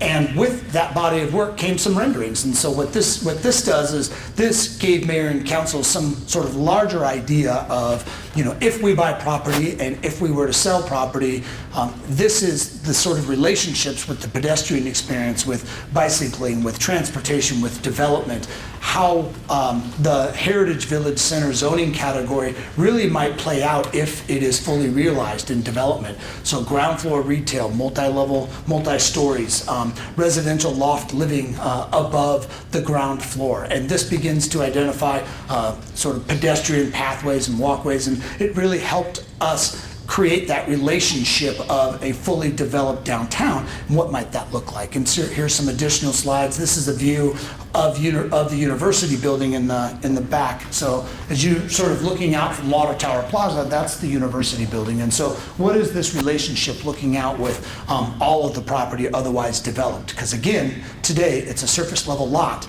that parks cars and may or may not have a larger vision related to development. There's another picture that helped kind of deliver to Mayor and Council sort of a grand vision of what a fully developed downtown might look like. And so with that, we worked with David Fabiano's group to start looking at, gosh, if we were to change some of the roadways or think about reconfiguring some of the roadways to increase traffic efficiencies and accommodate sort of multiple ways in and out of the downtown. And at this point in time, I'd like to hand it over to David so that he can share with you some of the perspectives and point of views that were considered as we were looking at this effort.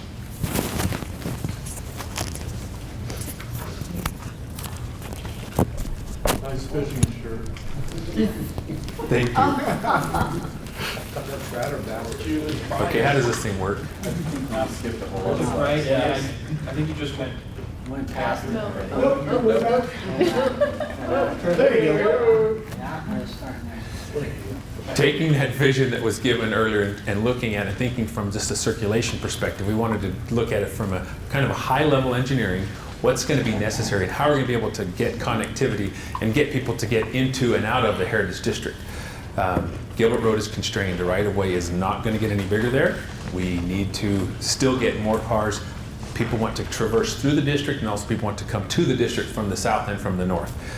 Ash Street is something that's going to be very important. When Ash was crossed the western, the power line trail here, the Western Canal, that gave us access to Juniper. Now we're looking at how do we get people out to the south. We've experienced some very challenging situations under high demand times and events, and what can we do to help alleviate that?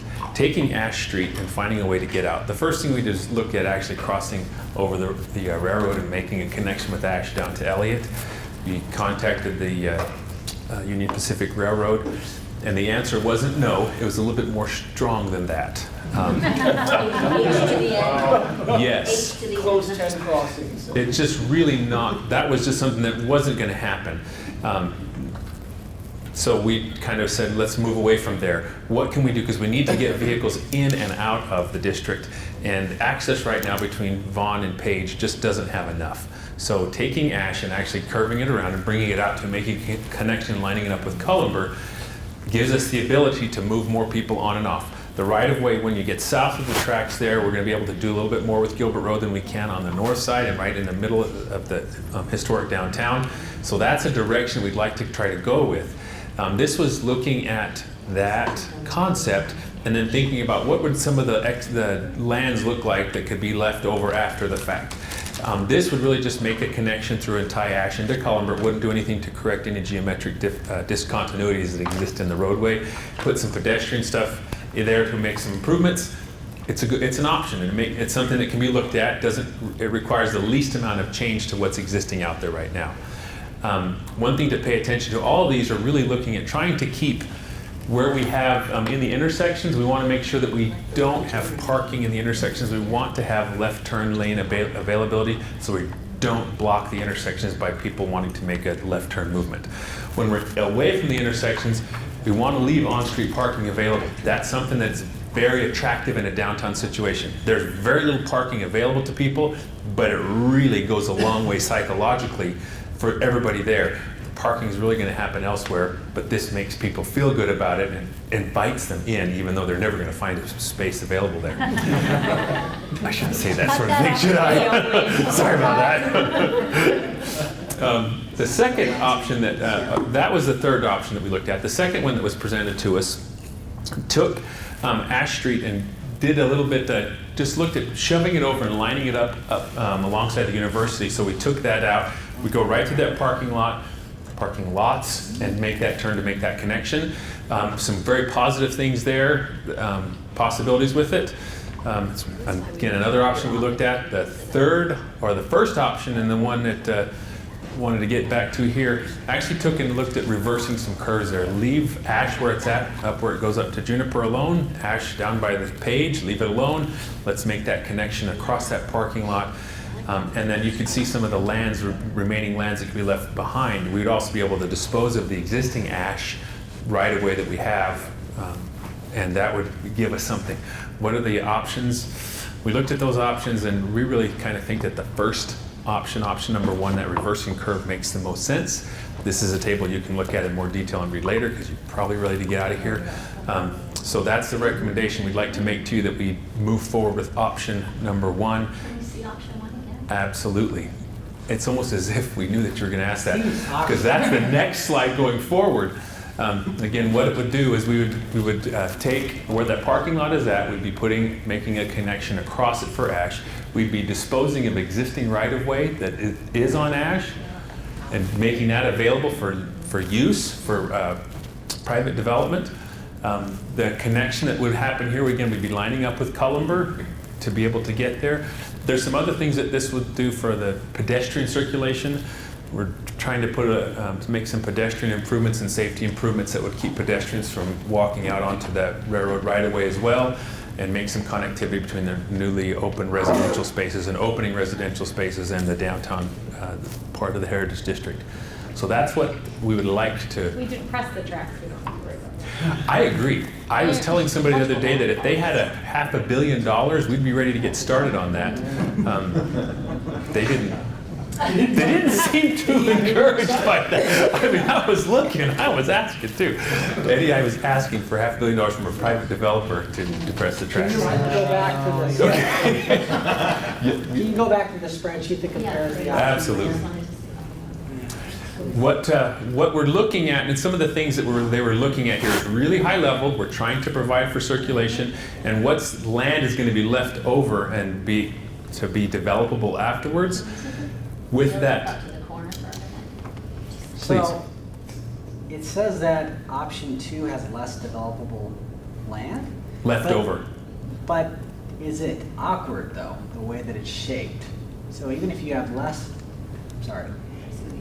Option 1 seems like you may have more total acres, but it seems a little more awkward because of the shape of the properties. Is that not the case? That is a little bit of a concern. But I'm kind of really thinking the most about the circulation of what happens here, and I'm thinking about understood, and those are competing. And sometimes they can be competing interests. It's a good question, and it's a good point. In looking at all the other things and that went into it, option 1 was the one that really makes the most sense. Shooting ash straight to the railroad. Whatever happened to that option? Oh, what do you mean? And trying to cross the railroad? You can't cross. No, go. Was that what you're talking about? No, go straight, instead of the reverse. You mean option That one. Yeah, That's what I'm talking about. That's option 2. That's That option seems 2. less awkward to me, but. Yeah, why between option 2 and 1? There's some existing infrastructure that's there. That there's a park and ride lot that the town constructed with ADOT, and some restroom facilities are there as well. What that does is it kind of you're ripping all that existing stuff out that sort of needs to be there because it was put in there for that very specific purpose. But I used federal funds for some of that. Yes. All right, then go to 1 now again, Dan? Option 1? Yes. Okay. Okay, so I see that now around the park and ride, and that's why it was. You know, and one of the things, sorry, Go ahead. real quick, I like the connection, you know, downtowns are about space making as well. And I like the connection it creates between our Water Tower Plaza, which will be our most prominent public park in the downtown, and that university building, and the vibrancy that's gonna come out of that building. I mean, there's a lot of things to consider from, you know, the traffic circulation standpoint. Victor, I don't disagree, the shape of the buildings and you know, maximizing the use of the developable land. But I think that is a consideration as well. That other option, shifting it to the west, creates a bigger square to work with, but also a very massive monolithic development that I don't know if it just feels like it overwhelms the district itself. So this way it creates almost a line of sight from the corner of this building right towards the water tower. It does. It creates. So I have another question though. Are we not pushing ourselves? How much circulation are we really adding? Because we're still bottlenecked at that one cross over Gilbert Road. In other words, For the crossing, the railroad crossing? Yeah. Is Is there talk about expanding the roadway from that point south or something? And I know they won't give us another crossing. Are we allowed more lane? I'm just thinking through that we're going to have stuff south of the railroad tracks too. Mm-hmm. That's going to want connectivity and traffic, and so just kind of getting another way around that area is good, but does it really address the larger issue? The crossing that I would love for us to be able to see happen would be Neely crossing the railroad tracks. Well, okay, but we're not going to get a new crossing, but could we expand that? Are we allowed to add lanes? We can add lanes there, and this is a place when you get south, then we're going to have a little bit more availability to do that kind of thing in the Gilbert Road corridor that we have. When we're north of it, we don't. And your comment about crossing is absolutely correct. and being able to get the connectivity into the district. We're going to be looking on the east side of Gilbert Road also at Elm Street. That's got some homes and stuff that could potentially be impacted there by that, so that's another study that's separate from this. The reason we want to go forward with this one, we've been told that this is really just not going to happen. And the amount of political capital it would require, not dollars, but the political capital it would require to force a crossing over the railroad is something that wouldn't be the biggest bang for the town of Gilbert's buck. And if we ever decided that we had to force, via political means, a crossing of the UPRR near the Heritage District, we're better off looking for that over at Neely. And because then we could get more connectivity from multiple avenues. By doing this, are we effectively forcing our future commuter rail stop to be somewhere other than in this section, which I think is where we've always sort of envisioned it, but I'm open to other suggestions because I think we've already congested this specific area. That's a really good question, Mayor. And actually, I believe the answer is going to be no to that one. The railroad right now has 100 feet of right-of-way from center line on the north part. They have 100 when you get just east of the park and ride lot. It's 100, and west of that it's 33 from center line. So there's space there with Phoenix Avenue, with what we have in Phoenix Avenue on the south side, with that park and ride on the north side. We're looking to get from the railroad back 50 feet of their 100 feet to cut that back. So there's 50 feet of right-of-way there, so there'll be room for the track. And with Phoenix Avenue on the south side, we would have room, and that park and ride would then be repurposed as a park and ride on rail. So that, I think we wouldn't be constraining ourselves. Continuing to open up the options rather than closing. Yeah, we would leave that one. That would be absolutely preserved and protected. David, another thing we're looking at, not within this picture, though, the old Rittenhouse road alignment that used to run along the tracks, to reinstall that on the east side from Elliott Road and then bring it up, and I can never remember the name of that road along the back side. Phoenix Avenue. Phoenix Avenue. That runs behind the Heritage Marketplace building and that? No, that's, Down Heritage. Yeah. Anyone? It's the road that runs along the back side where Heritage Marketplace is. So you could actually, just as Juniper to Ash provides another way into the back side of the district from coming north, or coming south, going north, if we reinstalled that, we'd pull people off Gilbert Road, funnel them right to the east back side of the district and right into that new garage. It's Elm. Oh, I'm sorry, you're on the east side. I'm on the east side. Gilbert Road. So why do we feel like we have to connect the two ashes versus using a walkway to, open it up? That third option. Traffic's gonna be slow. We don't need to create. I think it's easier to go that way into the parking garage area. You're I think talking it's just a thought. Are you talking option 3 then, Jared? No, option 1. Option 3, but without vehicular connecting ash. They would just go around. Oh, no, we need that connection. I think it's just to get, I think if you, as Gilbert Road really starts getting more and more bodies in there, I think being able to get the Culver route into the parking No, garage. I'm good for them- that, yeah. I'm good for the bookends, but in the middle. So Well, you're anyways, saying option that's 3 something- You're saying option 3, right? Because option 3 just keeps the alignment of Yeah, option 3 leaves the alignment of Ash alone. It puts a pedestrian mall, if you will, through that parking lot, and to give you, again, lands to dispose of. Again, geometrically, this makes it a little bit more challenging to move vehicles You through. can still get there You to can. vehicle. Absolutely. But it's just not as straight. It's more like Boston. You gotta turn corners. It's more like Boston than Gilbert. Tell us the cost difference between the three options. The cost difference between them is really not that severe, because from the utilities that are there, we're having to do work on already. So our utility cost differential isn't very large. From the roadway perspective, we're going to have to be doing roadway work in there. It's already land that doesn't have anything in the way on it.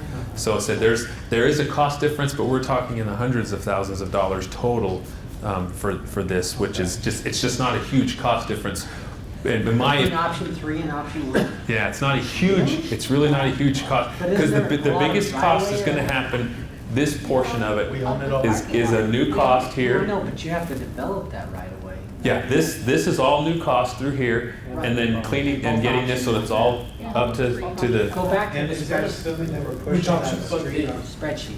Take that Hill Street? No, the spreadsheet that compares Look at the them. spreadsheet.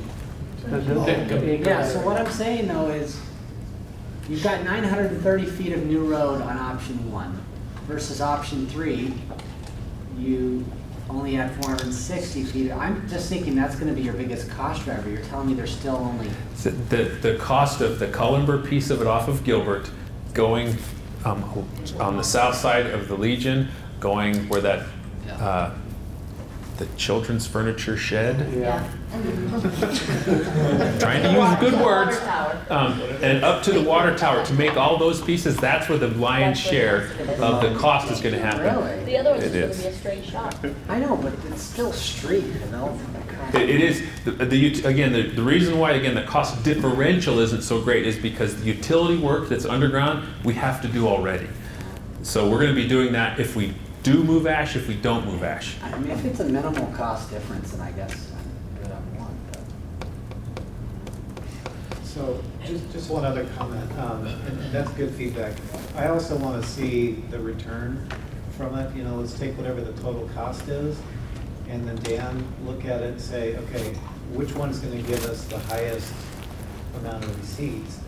And hopefully that, or give us some range, right? And if there's no return on this, we need to really think about if that's the best, highest and best use of taxpayer money, just because to make it look nice, but if we're not really activating more square footage in retail enough to really make a reasonable business case for it, that's where I'm gonna have some concerns, but seems like there's some good recommendations. Appreciate that. David, and maybe so I'm clear, so the turn that goes through the children's showroom and connects to the Cullenber, we need to do that under any of the configurations. Any of them. For the Yeah. circulation. Nobody does fit So it's really just between Page and Vaughn, what happens with Ash.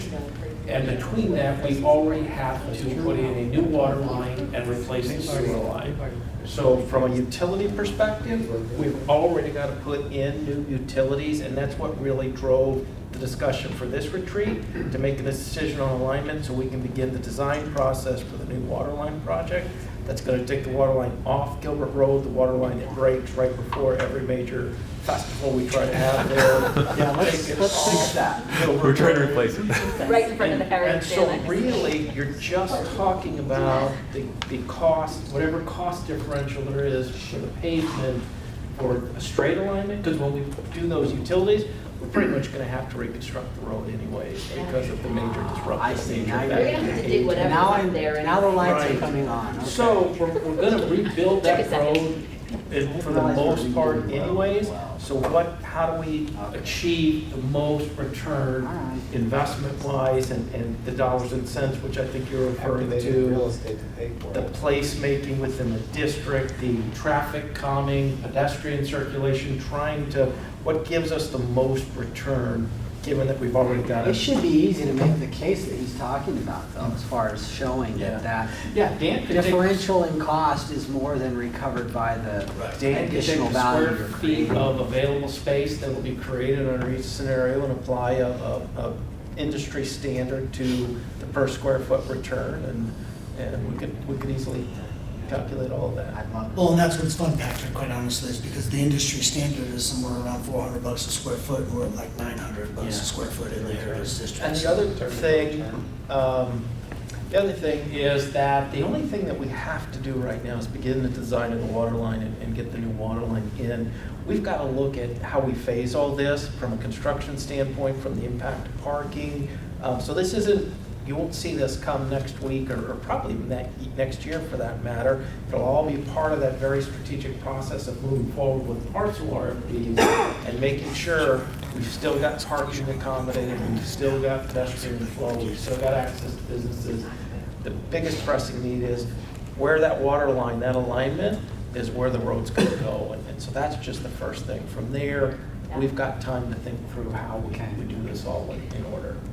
To just echo and reinforce what Patrick is sharing, that's what we're looking for. Is this is a staff's recommendation for what that alignment should look like, and if you concur with that, we would be moving forward with those pieces, because some of it's going to be happening sooner. The underground portion needs to happen much sooner. And to that point, in the next slide and in the next discussion is this idea about RFPs for properties that the Heritage District, that we own in the Heritage District. And so that's where modeling out those returns will be based on some of the additional square footage that would be created that doesn't otherwise exist today through this real estate option. And so as staff looks at this, none of this is in the CIP at this point in time. Just for that piece of it, Dan will run some numbers on that return. How would you like us to circle back to you to kind of finalize your direction, bring it to council meeting? Yeah. Council meeting, As okay. soon as you're If ready. that's in the packet, then, yeah. As soon as you're ready, to bring it. Dan, I'd like a one-on-one prior to that. Sure. Great. Yeah, we can just schedule that. Great.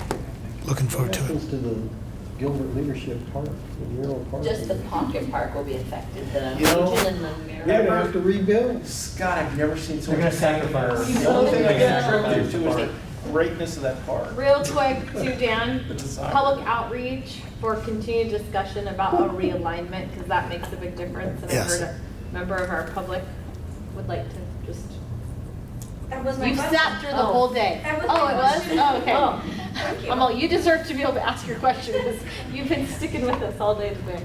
Yeah, public outreach, So what the is that? three options are great to look at. I was just wondering if it's gonna go to a council meeting soon, and is there gonna be outreach with the stakeholders in the Heritage District to talk about these, the pros and the cons? Yes, absolutely. The idea in bringing this before council now is so that they have the opportunity to see it, give staff direction. From that direction, public engagement, public involvement, public information. Redevelopment Commission. Exactly. All that whole trigger of all of those stakeholders that are involved, appointed, elected, leadership, staff, certainly merchants, certainly stakeholders, et cetera, all part of that engagement. So my question is, I have another question. Once you give direction, it's almost like an unstoppable train. That's what happened on the parking garage. So if you give direction for one of these options, it's gonna be too late for public opinion. Certainly.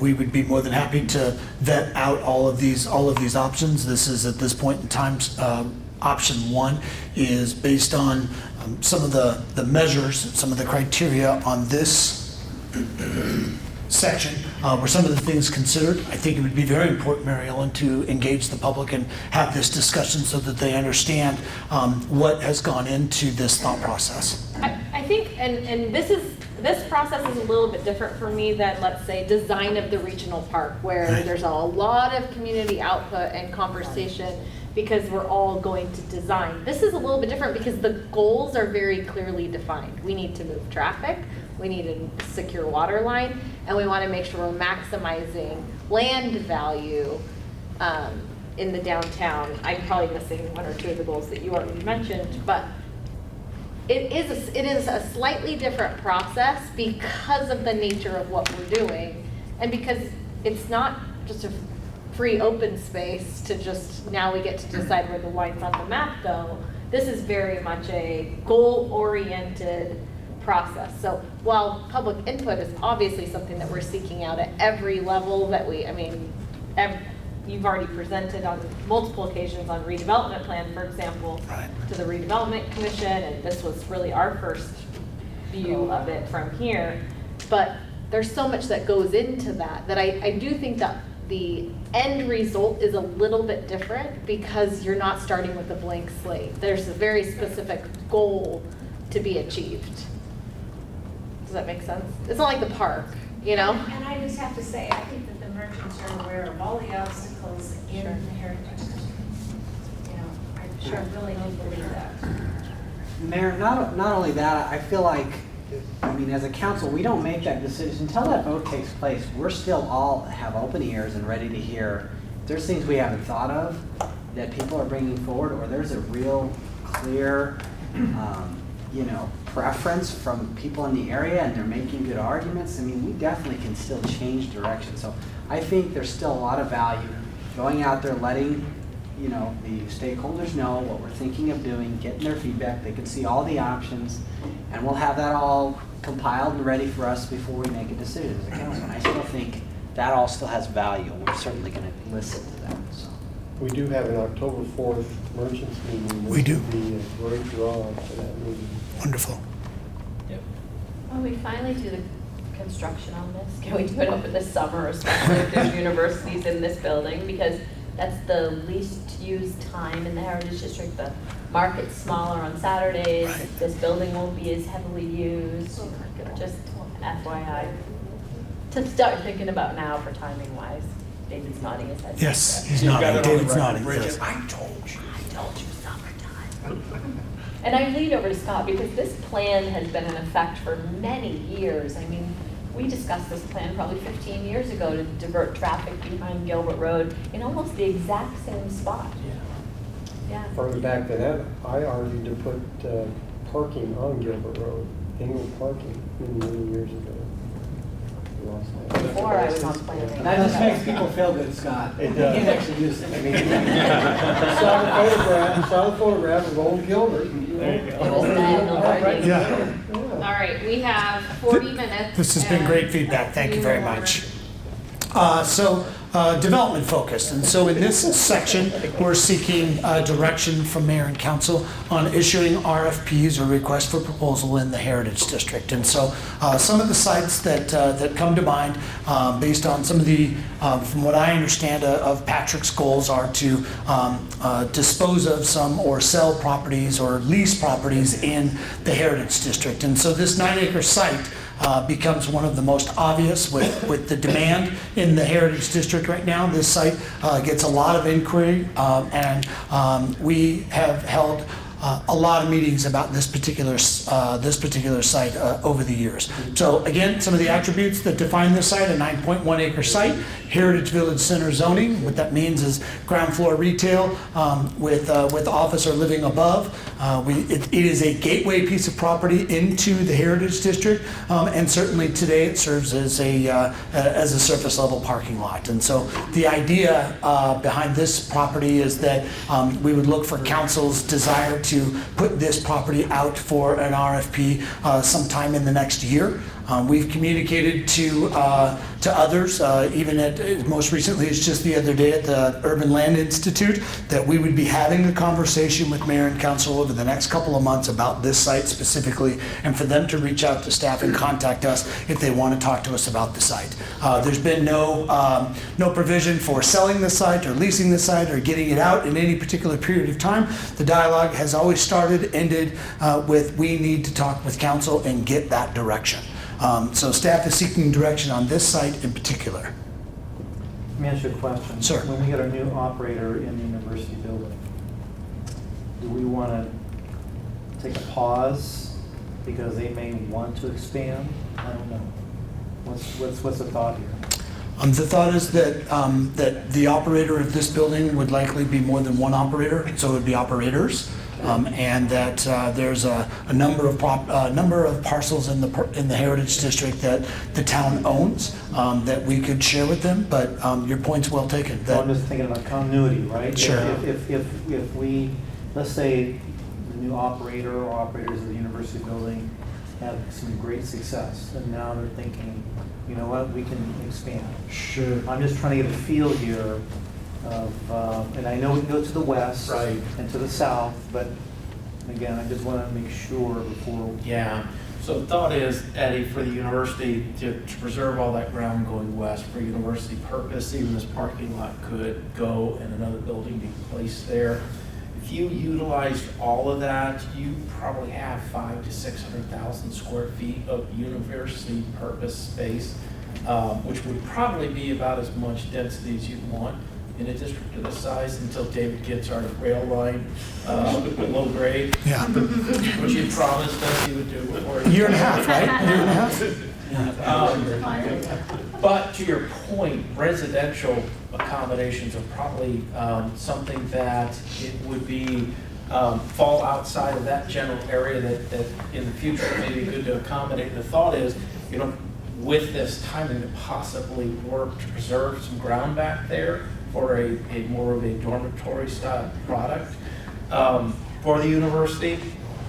But with this ground in particular, with its size and with its location, given the duration of the RFP process and the review of the submissions and the selection and the negotiations, and by the time this were ready to break ground, at least with a phase one, the parking garage is now open over here, and so we pick up that additional capacity for parking. We've also got the 4-story office building that's going to break ground late fall, beginning of next year, taking this parking out of play, and that breaks ground as well. So the thought is, this is a very special piece of ground, and from a timing perspective for the market, that would logically be the next piece to bring online. We wouldn't want to do anything right here, right now, because we really count on that parking. It's a critical piece of our parking infrastructure in the region. So this one lends itself, but to your point, we could preserve the backside or stipulate that the backside is going to be a residential component yet to be negotiated and defined by the town and the successful respondent. And to that point, some of the ideas, certainly leveraging the HBC zoning category. We know that generally speaking, retail continuing up on Gilbert Road, sort of on this piece, would make some good sense. There's been some thoughts as to this site parking itself, and so there'd be on-site parking, and to Patrick's earlier point, some sort of a mixed-use component that brings in residential, possibly even an office component. There's been tremendous interest in office, et cetera, and so it would truly be a mixed-use site. We've had some inquiries from some hoteliers that have inquired about the Downtown Heritage District. Bottom line, from our standpoint, the RFP process does not obligate us to move forward with anything, and it can give us a tremendous amount of ideas. And I really like the idea of having the market tell us some of the ideas that they have for this piece of property. My guess is that vision would be far better than staff's. How much do you think that zoning classification will limit the responsibility? You're not going to hear that very much. HVC? Yeah. Limit the responses? Right. If they want to do something different. I think we'd certainly be open to it. From our standpoint, I think the HVC zoning category is working, and we're seeing tremendous interest in that area in the Heritage District. I'm just thinking the layered zoning, that would open up another market. That would, if someone wants to do without the mixed use. Without the mixed use? Oh, you're talking about hotel, you know. Oh, Maybe it fits into that. Well, I think we should, when we do the RFP, open it up to whatever proposals as far as Yeah, zoning. I'm not saying I'd like to hear residential that. necessarily, but. I think it's a good idea. In other RFPs that we've done, for example, we said we want an entertainment component, or Yes. we want a rentable open space type component. We've done a couple things like that just to try to add. Or do we want to put anything specific into this as far as a need in this particular downtown area? Well, I like that approach, because then we can see how that drives the zoning, instead of the zoning driving something. Great. Is there, Dan, in your mind, HVAC's got a lot of flexibility? Tremendous flexibility. Is there anything you think is in this? I don't personally think so. I'd turn to Kyle from an HVC zoning category. It's a very liberal, I know that's not necessarily a good word, but a very liberal zoning category for us. It has created a tremendous amount of options and opportunities for us. I don't see any fatal flaws in the zoning category. It may be more how we work the RFP to encourage open thinking and creativity and how they respond. That's kind of what I'm asking right now, is obviously self-parking is going to be a requirement of the site, but other than that, is there really any other requirement to the site? I think Are we saying max number of stories? I mean, yeah, We don't want. 8 stories. minimum above 55 feet? I don't want to base it Bank of America building down Right. No, like, what are you, I mean. My feeling is to keep it as broad as Yeah. possible and see what the market says. I'm actually I really Victor, like that. because I want to see ideas, like you said, Dan, I want to see different ideas, and I want to see what they're gonna come at us with. Yeah, I mean, We're today. not obligated to anything. Yeah, today we've been blown away by those that have done mixed use and that come and talk to us.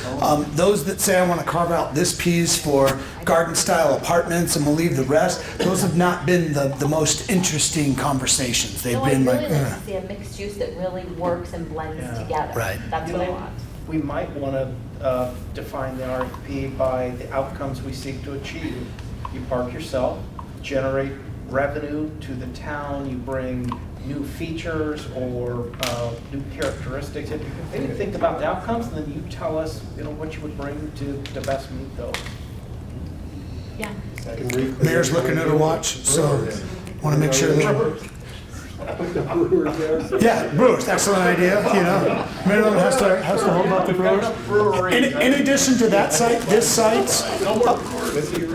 site is another site that is of keen interest, and so this is Gilbert Road, this is Elliott, so this would be the northwest corner of Gilbert and Elliott Road. Just the very story of the addressing, more or less 00 creates a unique point of view here.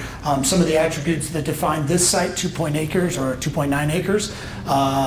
It's got a multifamily HBC zoning category to it. We might need to rezone this one because I think that there might even be a single family zoning category associated with it, so we might need to look at that. It would require that we tie two parcels together, and so if you look at this site, it's bisected by Washington Avenue. There's been some discussions about perhaps abandoning that particular section of Washington to create one effective site. So we tie the parcels together and create a gateway property on sort of the southern end of the district. And we've had a lot of pressure from folks to answer the question, what are you doing in the southern part of the district? This is an excellent site. It's got just amazing car counts. The pedestrian counts are probably a little less in this particular area, but with development, it could go. It would be right across the street from our museum and obviously our Gilbert Public School Systems district. So this site creates some interesting perspectives. As I talk with everybody about it, everyone's like, you mean the Christmas tree lot? Yes. So I guess if I need to characterize it in a different way, Christmas tree lot. Dan, who are you getting pressure from? As we talk with the merchants and we talk with others in the Heritage District, there's a lot of pressure to maybe even define the district in three separate categories, sort of a central district, a north district, and a south district. And I'm just saying, there's been a lot of pressure, and so this could be, and pressure perhaps could be recharacterized as. And I don't know the answer to that question. I think as a district, this whole area works in harmony with itself and has for a number of years, say since 1991, since we put the district together in that redevelopment area. But there has been a lot of comments about the southern part of the district is so much different than the central part of the district versus the northern part of the district. I don't know that I've seen evidence, but I've heard the comments and the feedback, and I think it's worth looking at. Something that obviously will be vetted out through the redevelopment process and this new sort of 2018 plan that we're endeavoring to go down. But this is another parcel of property that gets significant interest. We find ourselves in a lot of discussions with folks about this very parcel. And so this is another parcel of coming back to mayor and council and saying, what do you think about this potential site as a future RFP? Are there any others? It's just the two. I suppose I bring this picture back to you to talk about what we've already talked about, and that's with this sort of alignment, we begin to identify other sites on Vaughn Avenue that would be created by this realignment, and perhaps those are some other sites that we could begin to look at. And so these are just some things that staff is thinking about. There are conversations that we have constantly, and we wanted to bring that back to mayor and council seeking direction. Okay, north site, let's start with that. We've kind of covered the alignment, so. Great. The northern site first, probably the larger piece. Are we ready to start writing RFP? Sir. Flash. And I don't think those are listed. Eye clickers, what do we need to do here? Okay, We're good. We're good, so We're good. I got thumbs up on this one? Yeah. okay. How about this one, council? I'm not ready for this one. I'm not ready for I this. think we might want to wait What's your to, based upon the other action. Great, Can we do that? fantastic. Because I'd rather Yes. work Yeah. on the other action. Great, that's good feedback. Okay. I'm ready on both. Wonderful. I don't know if there's more to do. Okay. Great. Now, a very fun sort of idea. We had talked with you about this immersive experience in the Heritage District, and so as we were looking at the development of the Heritage District and thinking about the role of this immersive experience and identifying this area's placemaking, staff is coming to council with this idea of possibly using a pilot methodology that would use the Internet of Things devices such as connected sensors, lights, and meters to improve public infrastructure and create that sense of place in the Heritage District. And so if you might indulge me in sort of a visioning exercise here, some of the key themes that we're looking at, I'm going to put my glasses on, or otherwise I'd be squinting at you. So you're not squinting? Yeah, thank you. Yeah. He's like, Yeah. So the idea is that we would implement smart technologies in the Heritage District. We would provide public Wi-Fi connectivity using lights, sort of smart, sort of censored lights from a sort of an efficiency perspective, bulb efficiency perspective, as well as colors to perhaps really support this idea of Cancer Awareness Month or some other sort of holiday type experience that people might have in the district, or just generally create that immersive experience for those in the Heritage District. In addition to evaluate the LED light conversion for energy and savings and security and experience, we're also thinking about this idea of using sensors in the parking lots to create an understanding of our parking demand, parking need, and parking use. And so as you pull into, say, the airport, you face this 500 spots out of 1,000 spots are available for parking. And so as you're approaching the Heritage District, you have this sort of digital display that helps you identify that A, parking is available, and B, where this parking might be available. And so it begins to direct you to create those efficient transportation pathways into parking. And then what we're ultimately looking for is create this sort of test lab of solutions that I've just mentioned here for the town to evaluate and begin using the Internet of Things as a way to create and enhance that experience in placemaking. And so things like digital kiosks and public Wi-Fi, intelligent parking and parking optimization, intelligent lighting are some of the things that come to mind. And then, again, there would be public Wi-Fi in the area. That Wi-Fi would serve in a capacity for engagement. It's very hard to see, but there is a kiosk right here. Kind of blends in. It's more or less to scale, but the use of this kiosk or multiple kiosks in the Heritage District for community engagement, community information, wayfinding, engagement about things going on in the Heritage District, perhaps even maybe 911 calling in the event that somebody has an issue or there's something that they need to or feel that they need to speak with a 911 operator. This might be an opportunity to be able to do this, as well as mobile device charging. And the idea is with these digital kiosks is that we'd strategically place 6 kiosks in the district for this engagement component. Now, in addition to this, the idea behind the kiosk is that it would connect, protect, inform, and engage. And so this is one of those ideas that we have in the Heritage District. We're seeing it in other metropolitans, but certainly none here in the state of Arizona. In addition to this, I briefly talked about intelligent lighting and the use of the efficiencies and the energy savings, but also to create that experience through color, to support community themes or awareness months, just enhance that experience. As I started this discussion with the Heritage District, I paralleled it to Disneyland, and Disneyland, as an example, uses things like lights and sound and all of this connectedness and wayfinding to be able to efficiently move people in and around the area, while at the entire time not missing an opportunity to engage its public. In addition, we talked briefly about intelligent parking and parking optimization. And so this little slide here with this arrow shows how this piece might supplement this. Now, we know that this particular lot is under development, but play along with me here. Pretend like it's going to be the. Pretend like, yeah, it's conceptually, it's the idea.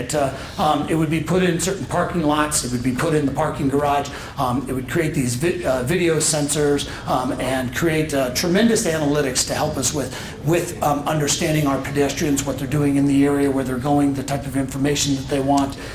It absolutely gets to utilization of parking as well as trends and future wayfinding using perhaps in our app league, perhaps we're creating these sort of mobile apps that help people with that experience in the Heritage District. Yes, Now, sir. obviously, a lot of this stuff sounds really cool. Yes.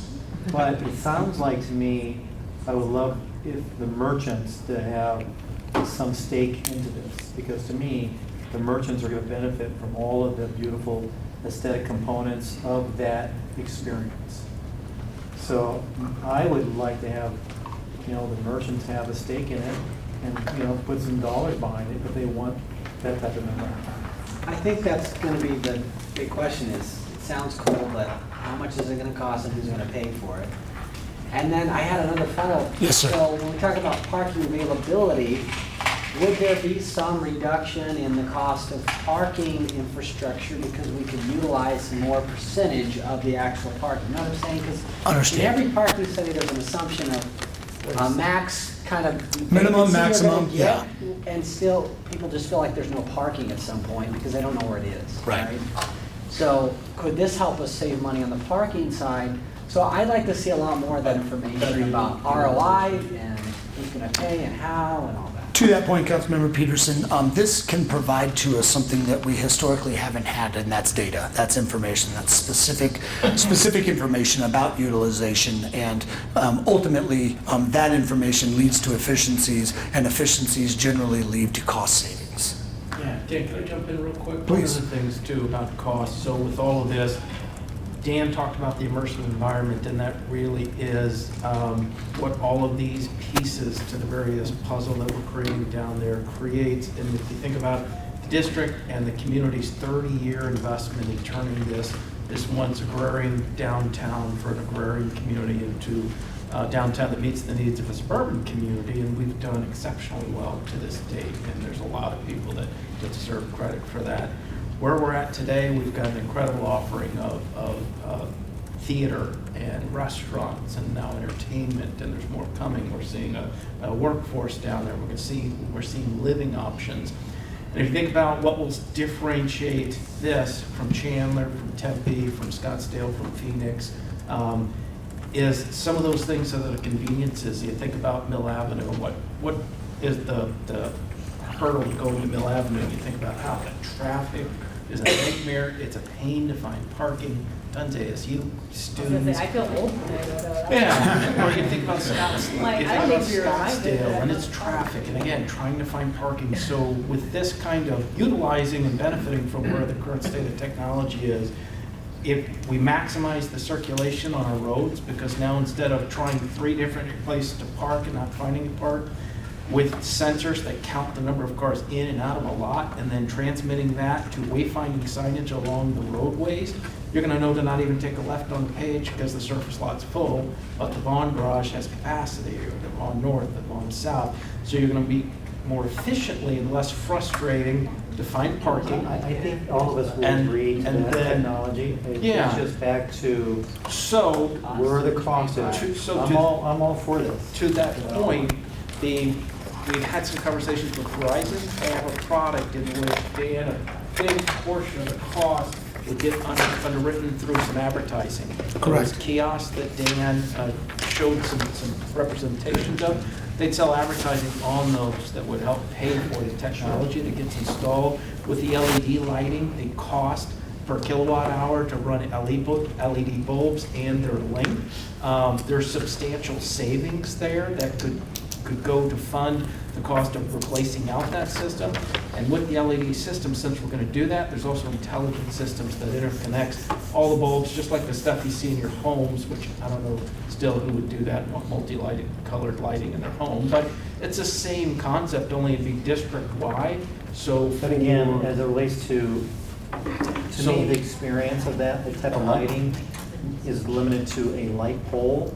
I think to take advantage of really the lighting, entertainment portion, you're gonna have to add more to that. No, that's just it, they'll all be interconnected, so. No, I'm just saying that you might add more to create that environment. Right. To really take advantage Right. of all of that. So with some of this, we are trying to think of ways to leverage the savings as well as the revenue generating capability to underwrite the cost of these things, which would enhance and create that immersive environment we're looking at, so that you can easily find parking when you do find it. We've designed garages with wider drive aisles and wider parking stalls than anybody else, so you don't have that hassle or that worry about your car getting door dinged.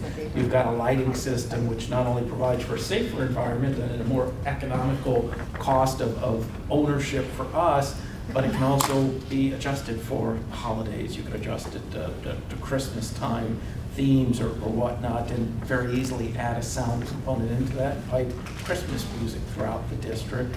And Holiday music. Yeah, holiday music. Holiday music. And then the last thing we say Christmas. Yeah, and so all these little things that we do, and if we do them right, add to just an amazing experience for people visiting our downtown. And not only keeps it vibrant today when it's new and everybody likes to try new things, but keeps them coming back. I think you hit on a critical point though too, and that is that we're at a point in the development where a lot of these things are fairly easy to implement. Whereas if we wait 10 years or 20 years, and not only do you end up being the 8th community in Arizona to do something like this, but you've also just added substantial cost to implement things like this. I just see this as one of those forward-thinking opportunities for us. It's like putting electric charging stations. Exactly. And, these are some of the forward-thinking things that we can do to make sure that our Heritage District isn't a trend that dies, but rather our Heritage District becomes a long-term destination for a multi-generational population. And I think for me, that part is critical. I don't want this to become an area where only 18-year-olds feel confident coming down here. I want this to be a place where I can take my grandma and grandpa and we can go down and have a really nice dinner and feel very comfortable the next day taking my kids there. And this is the type of thing I think that adds to that environment where all people can feel included and welcome. Your downtown isn't just, and is often an economic engine for a city, but it's the heart and soul of a community. It is an amenity in of itself. It's not just Well, we talk about it being a culture where it draws. Right. That's right. families. That's right. That's right. Yeah, and a reflection of us as a community and our values and what the experience we want to have. And so with that, we begin to look at innovation to drive sort of community livability, using technology to be that technology leader, with the intent to increase economic development. And so the slide here suggests that we would want to do a pilot, and some of the benefits, obviously, what I've heard is discover and validate some of the benefits. Because we don't know what those costs are at this point in time.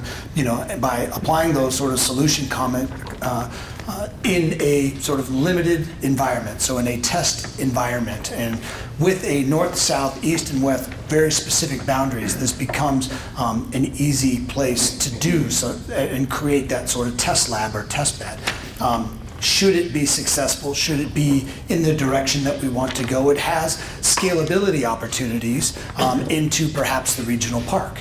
And to Patrick's point, this technology has the ability to have a return on investment through some of the advertising components. And we vetted out some of the signage issues associated with that. And we've discovered that our signage code, particularly in this government signage area, would give us the ability to be able to move forward with that sort of return on investment capacity. And so the idea is we'd obviously want to manage risks, we'd want to validate the benefits, and we'd want to sort of evangelize that change. And exactly where Mayor Daniels said is not be that sort of fad that was something unique for maybe 8 years, but perhaps something that moves on throughout the decades. And so that's why we brought this idea before you, using innovation to drive community livability,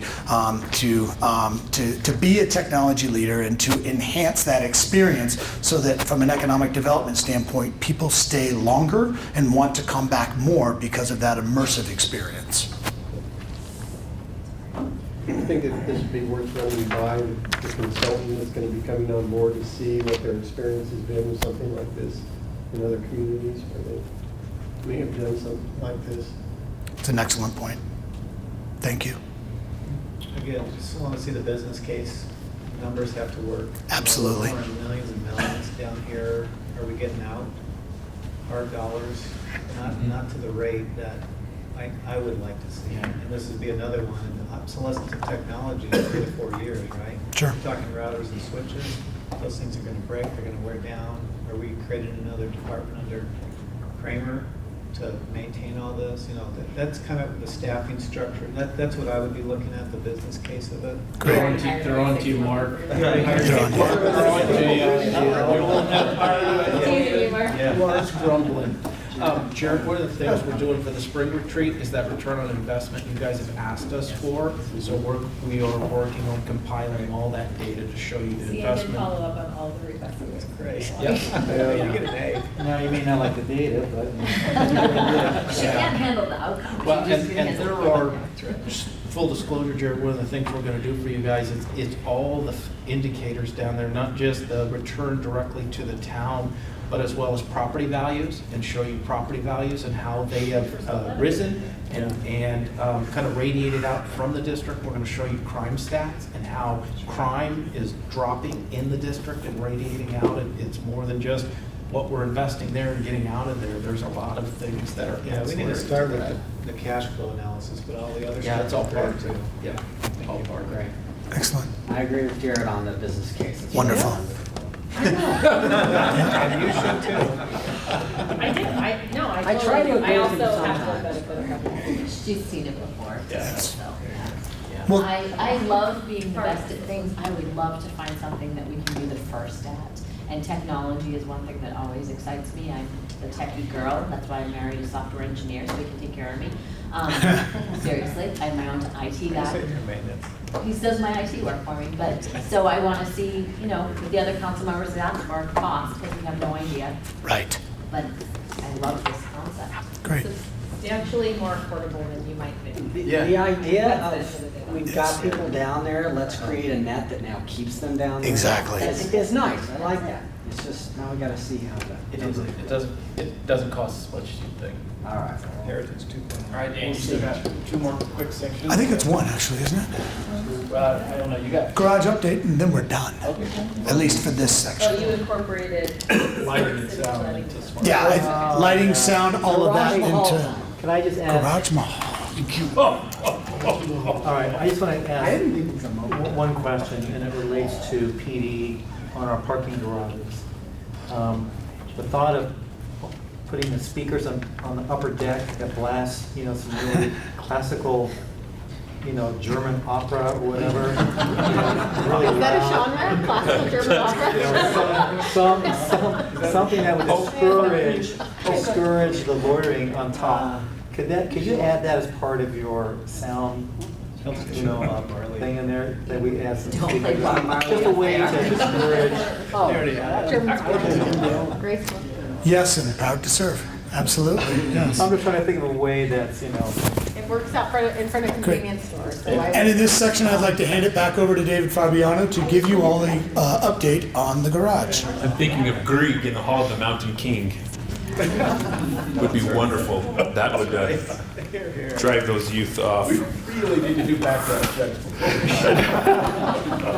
I don't know how to use this thing. That's a fair. As long as you can build garages. Oh my goodness. I'm a civil engineer. I tell people to be nice to each other. Okay, this is, you're not being civil, please. This is to get you up to speed on where we're at with the parking structure downtown. This is a schedule implementation trying to open. It's going to be opening up at the end of January of 2019. We've got a lot of stuff that's happening in a very short order there. There's a lot of things going on in the Heritage District, and we're coordinating them as absolutely well as we're able. And there will be inconveniences that will occur. We cannot help that. We will make them as short-lived as we are physically able to do so. There's been a lot of public outreach on this. The list kind of tells you what all of them were. And we're continuing to reach out to the property owners and business owners in that area as we're going through the design process and getting into construction, keeping them included all along the way. You have to shut Gilbert Road down? We will have to do some restrictions on Gilbert Road from time to time because not for the parking structure, but for the off-site. There's other things that are in the area that we have to do because that parking structure, we wouldn't be able to get cars in and out of there. No hard closures, just restrictions? Right now, we're looking at just restrictions happening there, no hard closures. The area that you know where it's at. There's an awful lot of stuff there. The parking needs are pretty there. Here's some renderings of what that structure is going to look like. These are the most recent. The structure is going to be a cast-in-place concrete parking structure. There will be four. It's actually going to have 5 levels of parking to it, so it's 4-story structure. And we're doing everything we can to dress it up. Why those colors? Why those colors? Is there a color palette with the yard? They're trying to make it fit within the environment around them as well. And the district is pretty, it's... No, wait, you're missing purple. That's right. Is that like a clock tower? I'm kind of like That's like a clock tower. There'll be a clock up on that. That's actually the elevator. That's where the elevator tower is at. I love the idea of a big clock. Yeah. Do what? Yeah. It's going to be a functioning clock. Is the plan. Until we see better Yeah. before we comment. Okay, that is the plan, is for that to be a functioning So clock. are you going to have the speakers to pump in the classical German opera? Wagner next. Something that is annoying. I hope that's part of the design. We need to figure out some way to discourage our top dwellers. Okay, guys, we have 4 minutes. Moving along. Before we're supposed to be done, David. The parking garage, again, where it's going to be going on, there's some off-site things that are happening around it that are improvements that we have to make. The one that's going to be the bigger challenge is the intersection of Vaughn and Gilbert. Right now, we have on-street parking in the throat of the intersection. We're taking that on-street parking away so we can have 3 lanes there. There's going to be a through right lane and a left turn lane, and then the receiving lane coming the other direction. We have to make those improvements so that we can move vehicles in and out of the Heritage District more efficiently, get them onto and off of Gilbert Road more efficiently. Have you already talked to the businesses? We are talking to the businesses all along the way and engaging in them, No one has with them. entitlements to those, right? Excuse me? No one has entitlements to any of that parking on the street? No, not those. No, and both establishments, also in Whiskey Road, no one have already signed off on all of this. Whiskey Row has turned those into nighttime Uber and Lyft, or Uber parking. Yeah. Not that I go to Whiskey Row. Those improvements are going to be happening to improve that intersection. We also have a water line, the connection that we're going to have to make across Gilbert Road through here as well. That's something that's going to cause those restrictions. That is scheduled. They're going to have a 2-week window that all that work has to happen. And they're never going to be able to get full closures. Is the plan. When we're going to be making changes again along Gilbert Road, Hearn is going to become a one-way. Brycomp is going to be constructed. All of these parts and pieces are going to be happening again and coordinated with one another so that the impacts are going to be minimalized as much as possible. The construction of this is going to be it's a big thing, and it's not going to be easy, but we will be able to get it done. And again, we're going to keep the rights of way open as much as possible. We'll be cutting off the access, because with this becoming a one-way and the restrictions, we're going to have a median island restriction that's going to occur to stop that left-hand turn into Hearn, and it's just going to be right in there. If you want to access the parking coming from northbound, southbound, you turn in and then access the parking to the garage, either the self-park or the valet. That direction is what's So to going to be happen. clear, did you just say Hearn's going to be one way, just out only? Hearn is So you one come way in through Viacom, eastbound. And you come out through Hearn? No, it's one way in, and when you come out and you use Vaughn. Oh, it's the other way. Yes, it's one way eastbound. Some good wayfinding in there, or signage. Yes. This is going to be one way eastbound only. This is a two-way. Oh, yeah. So It's bi-directional. Viacom's two-way. Viacom's Hearn's two-way. one. We are turning into Boston, one-way streets. Yeah, I know. That- Short one-way streets. Valley council members. Please don't turn on the Boston accent. So those are the things that are going to be happening out there with that structure. And again, they're going to start, underground work is going to be starting next month, as early as that, because we're doing parts and pieces when we can fit them in, so that we're going to, again, we're putting together a Lego castle, and you have to do all the pieces in the right order. If you don't get them in the right order, then you're going to have a problem later on. Start moving dirt now. We're going to be doing some underground work now, and then I mean, for the, parking garage, can you start just moving the dirt? they're not quite ready yet. They're at the 30% design level right now, and we will be negotiating with the construction manager at risk when we get further along to bring the guaranteed maximum price to you for approval. Once that's approved, then they'll be able to start moving dirt and acquiring materials that they need. 1 minute to 4. Okay. Again, just showing you the different things that are going to be happening and about when they're going to occur. We're doing, again, everything that we can to coordinate all these parts and pieces here in the Heritage District, so that we're keeping the impacts to the businesses as minimal as possible. And we're reaching out to them all the time on this. There's a site plan. These are things we've talked about. Some renderings. I like pretty pictures. If you're looking east from Whiskey Row, what it would look like going east on Vaughn, and then here's what it would look like if you're looking if you're at Zinberger on that northwest corner looking west. Is kind of what the proposal is. Because the changes we're doing to the intersection, we're actually putting that road on a diet. We're going to be pushing those curbs out a little bit, taking those spaces away, and only having a single lane for that left turn gives us a little bit more room to do more behind the curb to make it more inviting and more attractive too. So then we need to talk about the next thing is the Uber, which we've talked about before, is Uber location someplace else. And maybe across the street, right in front of a radio, perhaps. Something we need to talk about. Mayor, Councilman Peterson, those will be some excellent ideas for our consultant with the redevelopment plan, talking about those and planning and forecasting where some of those lots are. We know that that's the way of the world today. We should be organizing and structuring that in a way that facilitates good traffic flow, keeps people safe, and sort of directs people to where they need to go for that sort of ride share component. Because I've seen them already just stopping in the middle of Gilbert Road to pick people up. And so with this, Mayor and Council, I One think. second. Yep, one moment. Jared has In Skinny and Down, they'll be big enough so you can get trucks in there to refresh all those businesses. Great question. Yes, they will. Again, we're having a 3-lane section there, and that requires actually less distance from curb to curb than having those parking spaces on both sides and 2 lanes. So those big trucks could make turns in there without knocking things over. Yes. That's true too. That's why we need them. That's very. So Mayor and Council, thank you for your feedback in these areas. I know we got through a lot of material. I really appreciate the feedback. That'll help us tremendously. I just remind you that this is an area that is winning, very similar to how the Cubs won in baseball today, 8-2. This is the caliber of winning that we're doing in the Heritage District. Gonna love our new ET director.